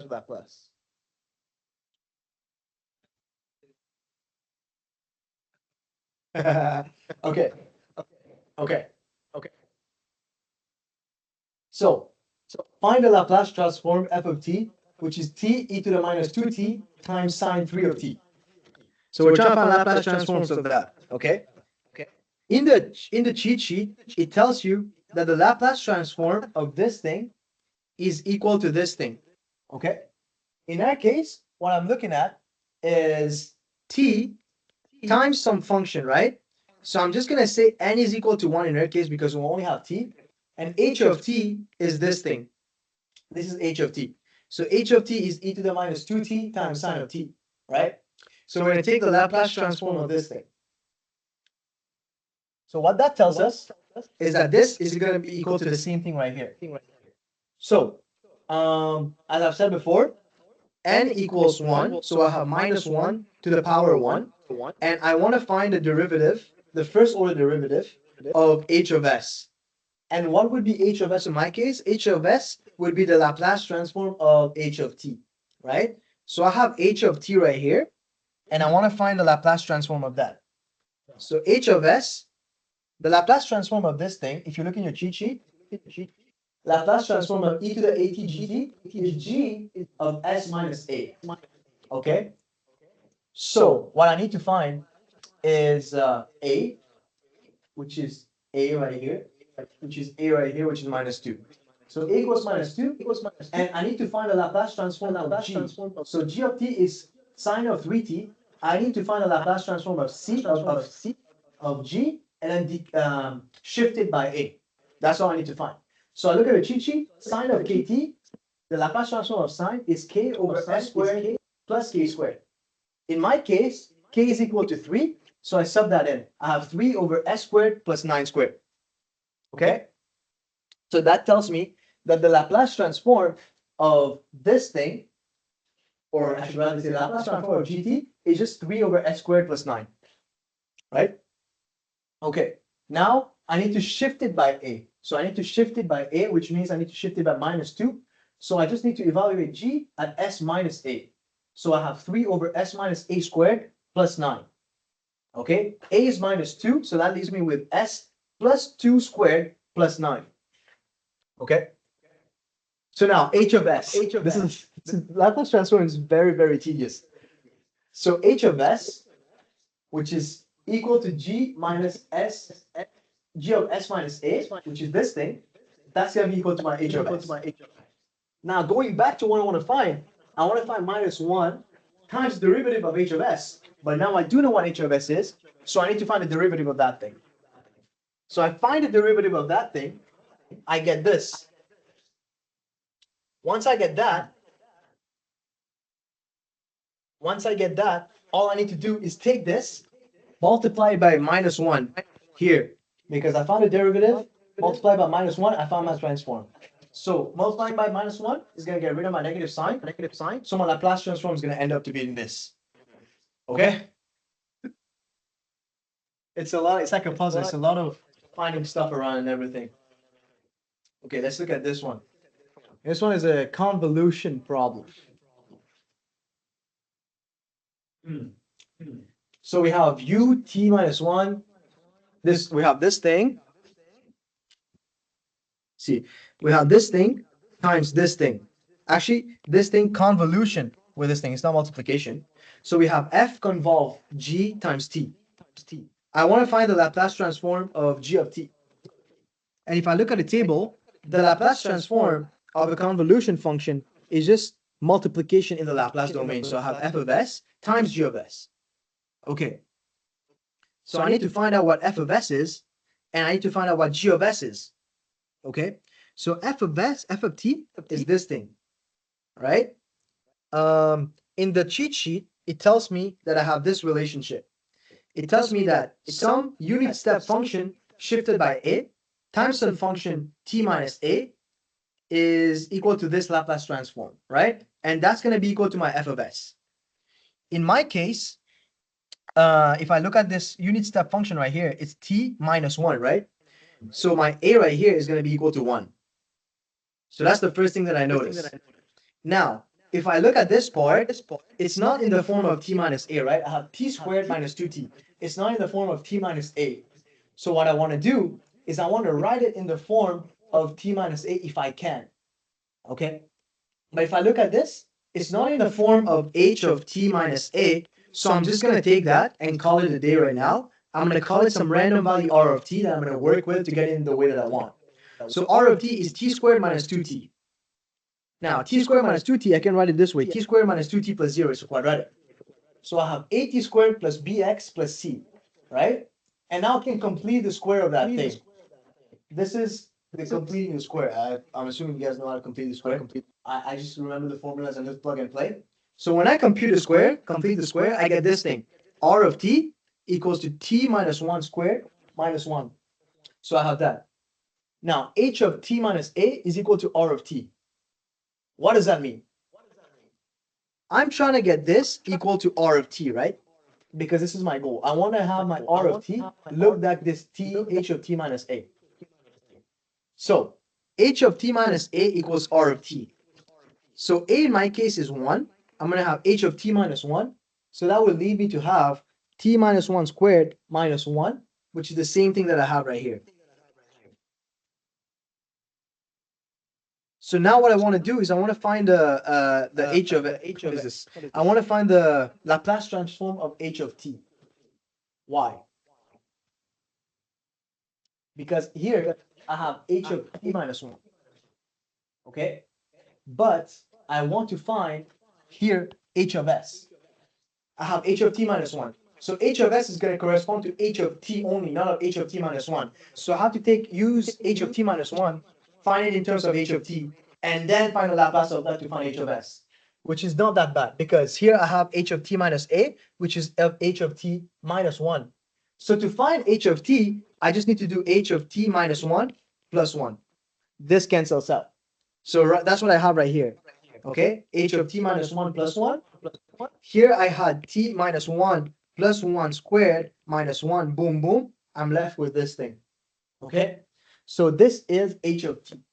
Once I have h of t, I need to find the Laplace of that. Okay, so I need to find the Laplace of this one minus the Laplace of this one. Well, this is a polynomial. If I look at the cheat sheet, t to the n, the Laplace transform of that is just this thing. In our case, n is equal to 2, which leads me to have this. And the Laplace transform of 1 is 1 over s. Okay, so that means that the Laplace transform h of s, okay, is just going to be t over s cubed minus 1 over s, which is just that and that.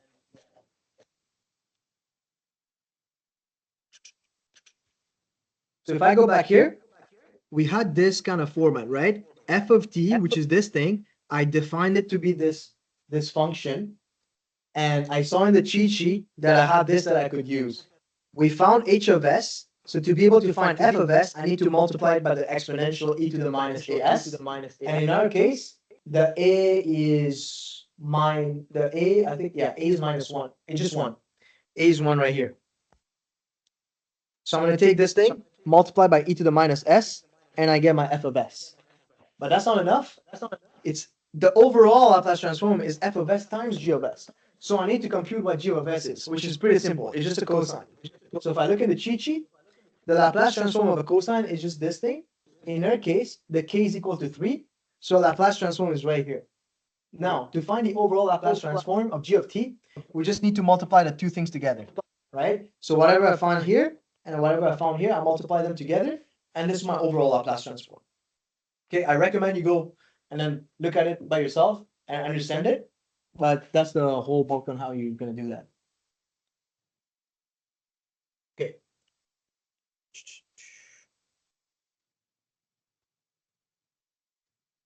We'll drink some water and then go into the next one.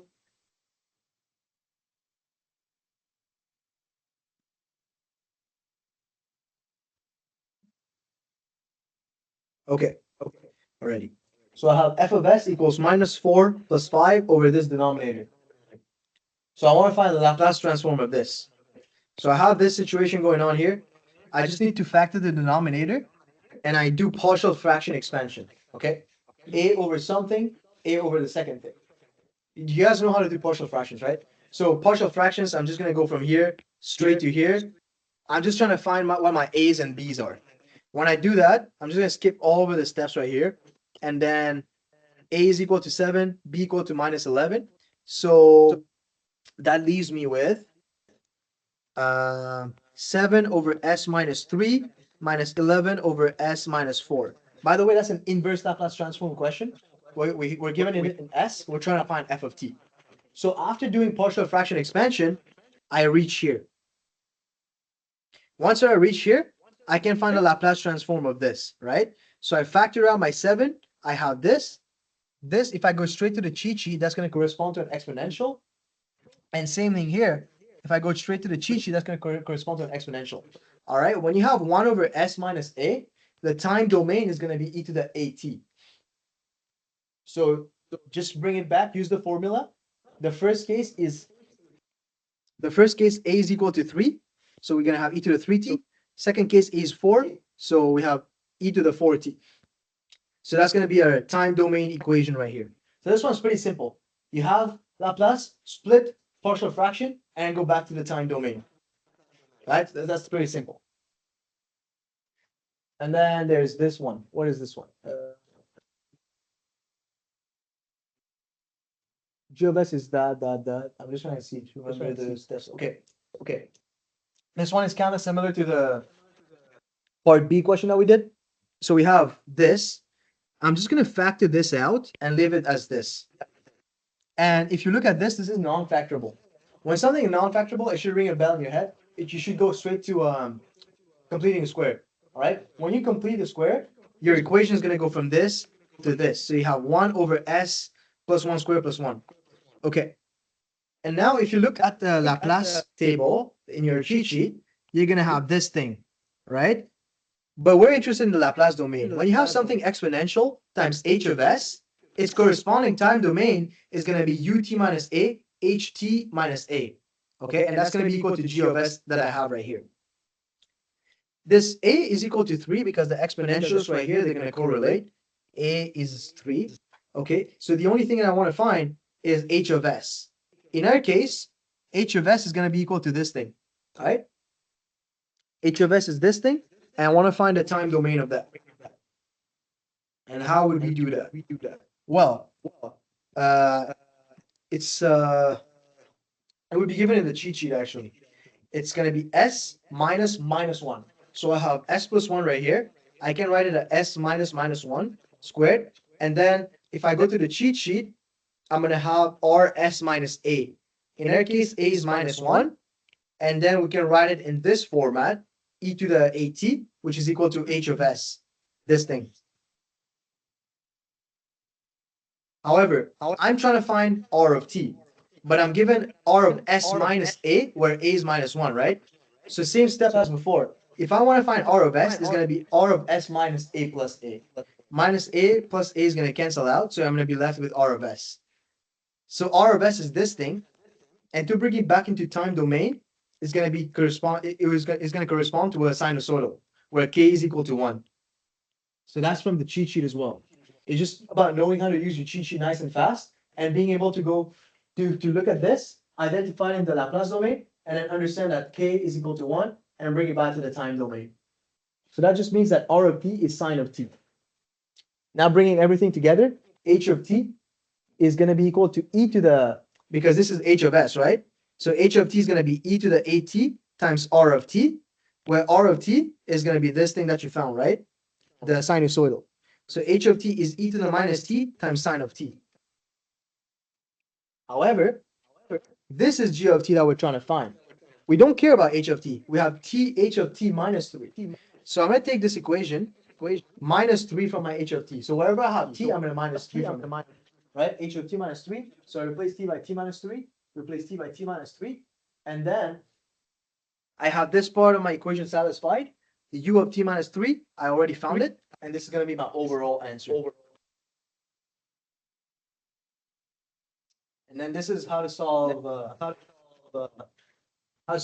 the differential equation using Laplace transform.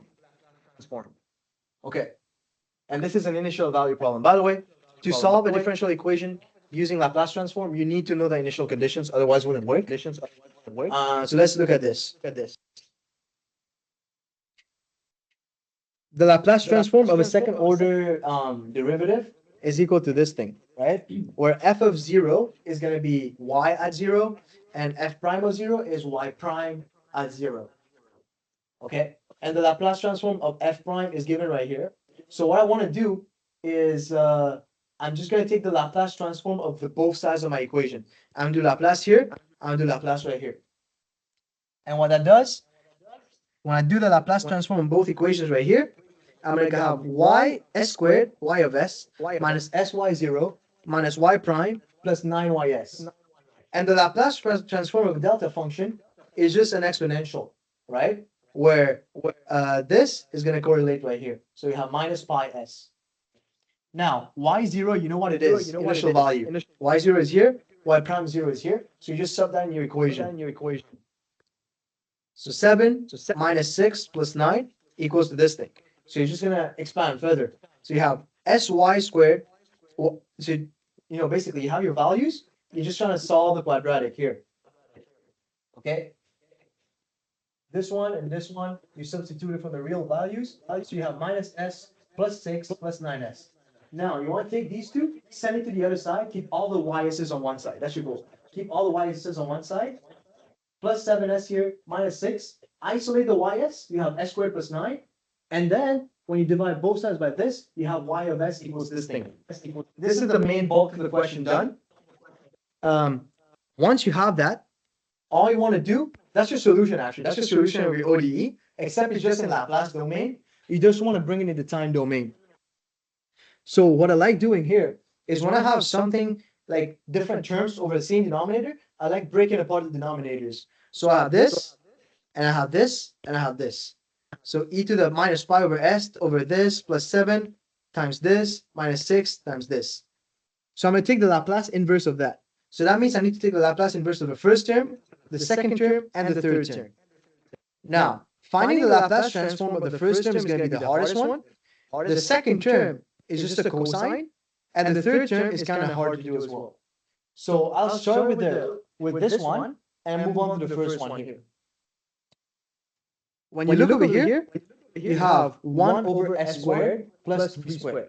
However, in your cheat sheet, you don't have 1 on top. You have k over s squared, k squared, plus k squared. So you want to make it look like that. So in this case, I multiply by a 3 and I divide it by a 3 just so I can make it look like the cheat sheet, right? So I have 1 over 3 in front. This cancels out, gives you the same thing right here. So that's a minor trick to remember. When you need something, make it look like the cheat sheet and steal it from there. So it's 1 over 3 times 3 over s squared plus 3 squared. So boom, boom. All right, it's the same thing. So I take this, I bring it to the front. That's where I get 2. And then the Laplace transform of that is just sine 3 of t. So this is a hard part done. Now it's an easy part. This is kind of tricky, but we got it done. So the only part remaining is this one. Okay. So now remember, this is in Laplace domain, and this looks a lot like that, right? In our case, that's again from a cheat sheet. I try to find something like this in the cheat sheet, and I find it equal to that, and that corresponds to this thing in the time domain. So A in our case is equal to pi, and this is equal to f of s. So f of s is this thing, but I want f of t, so I take the Laplace inverse of this thing. So Laplace inverse of that is this, okay? But then again, I have 1 over s squared plus 3 squared. However, in the cheat sheet, I have k over s squared plus 3 squared. Again, I want to introduce a 3, so I divide by a 3 so I don't change anything. So I have 1 over 3 times 3 over s squared plus 3 squared. 1 over 3 is in front. This is just your sine of 3t, which is in front right here. But if you look over here, we're not interested in f of t. We're interested in f of t minus a, where a is pi. So we're interested in f of t minus pi. So I have this equation, but I want to find f of t minus pi. So everywhere I have t in my equation, I'm going to replace it by t minus pi. So this t right here is going to be replaced by t minus pi. And then I already found out what this is. So this is f of t minus a. U of t minus a is nice and simple. It's just t minus pi. And then this part is done. So that means I found the Laplace inverse of this part. This one I know, this one I know. So I take this, I put it right here. And this is my final Laplace inverse. There's that. That's question 7. And then we only got one question to finish off the day here. This is just improved Euler method. Have you guys seen that in class? Improved Euler? Okay. So I'm gonna drink some water here. That easy? I mean, it's a combination of back and Find something, go to the next part, use the previous part. Honestly. Hmm? Like numerics is only like one question on maybe that again, but let's get the bulk of it. Yeah, the bulk of it is hard. Yeah, like everything, the main part is I'm not gonna lie, I've done a lot of these cookies and Cram sessions, but it's the first time doing ODE. 8 questions is hard to get done in 3 hours. That's insane. I'm cooked. My brain is so cooked right now. Like, I'm pretty sure they have the same factors possible differential. we may, Yeah. might get to pick our own questions. Like we don't have to go online maybe. no. No, you're. No, we put a weird question on top of that. She probably, I mean, if At least one. she said that, oh, look at. We're gonna have the series. That's gonna be probably the next. Oh yeah. She said that's Our series? yeah. One of those questions. That's so useless for this class, man. You don't use that unless you're a physics student, ever. That's crazy. Okay, let's look at this and then we can finish up. Because I know but you guys are also tired. And honestly, respects for being able to attend that long. So we used to see this here.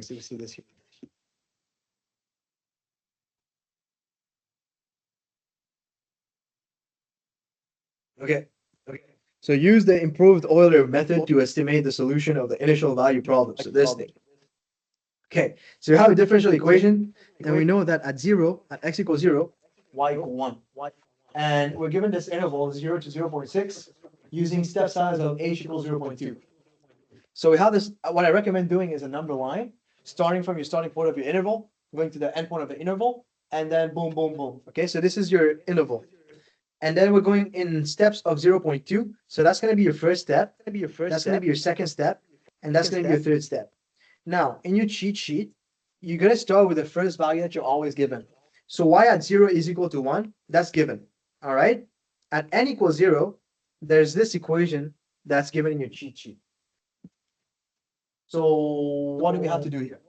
So here, all I have to do is take this value 1 and replace it here. So I have 1 plus h, which is 0.2, times f at x0, y0.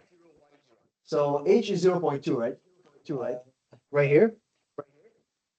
And f at x0, y0. So f at 0, x0 is equal to 0. y0 is equal to 1. So I put in my values here. Okay? So that leaves me with 1 plus 0.2, 3 times 0, minus 2 times 1, which is equal to 0.6. 3 times 0, 2 minus 1, and then minus 2, 1, which is, yeah, 0.6. This here. How did I evaluate f of 0, 1? I just went to this. So we have 3, x is 0, minus 2 times 1. So that's what we're doing. We're just replacing it here. And I got 0.6. Once I do that, I just like to call this the previous value, and I call this the corrected value because it's improved order. So I'm going to use every time the previous value to find the corrected value. So the corrected value equation is y0 corrected, which is this one, plus h over 2 times this, plus this thing, plus this thing. So I'm just going to sub in the known values again. So 1 plus 0.2 over 2, we have x0 is 0, y0c is 1, and then x1, which is 0.2. Now remember, this y1p is the thing that you just calculated right here, 0.6. So you take it and you put it here, and then you do the same thing, and you get this one. So that's step 1 done. So now you want to calculate y2 previous. y2 previous is going to depend on y1 corrected. So this is y1 corrected. You're going to use y1 corrected into y2 previous. So y2 previous is y1 corrected times the same thing right here. So y1 corrected is your previous value, 0.74, plus 0.2, and then you plug in your values right here. You just computed the same style we did before. And then y2 corrected is going to depend on y2 previous over here, if you see this one. Right? So you just plug in the values again, you compute the value, and you get that. So it's just two formulas. You just do formulas, you just boom, boom, boom, you're replacing, right? You take the previous one, set it into the next one. New previous, go into the next one. New previous into the next one, right? And then the last part, y3 previous, you can already call it, is going to depend on y2 corrected. So you take y2 corrected, plug it in here, compute the value. y3 corrected is going to depend on y3 previous and y2 corrected. So you plug in the values, and then you sub in and you calculate it here, and it's the final answer. That's it. That's it. It's not that hard, but it's just like, you know, a little bit tedious to do over and over. You can do mistakes using your calculator. But that's all I have to share with you guys today. This will be posted on the Discord server for the IEEE Discord server. So if you're in the server, you're gonna find it there. And what's up? I'm not on the server. You're not on the server. I think there's a QR code, or yeah, there's a QR code, something on the table. He's outside.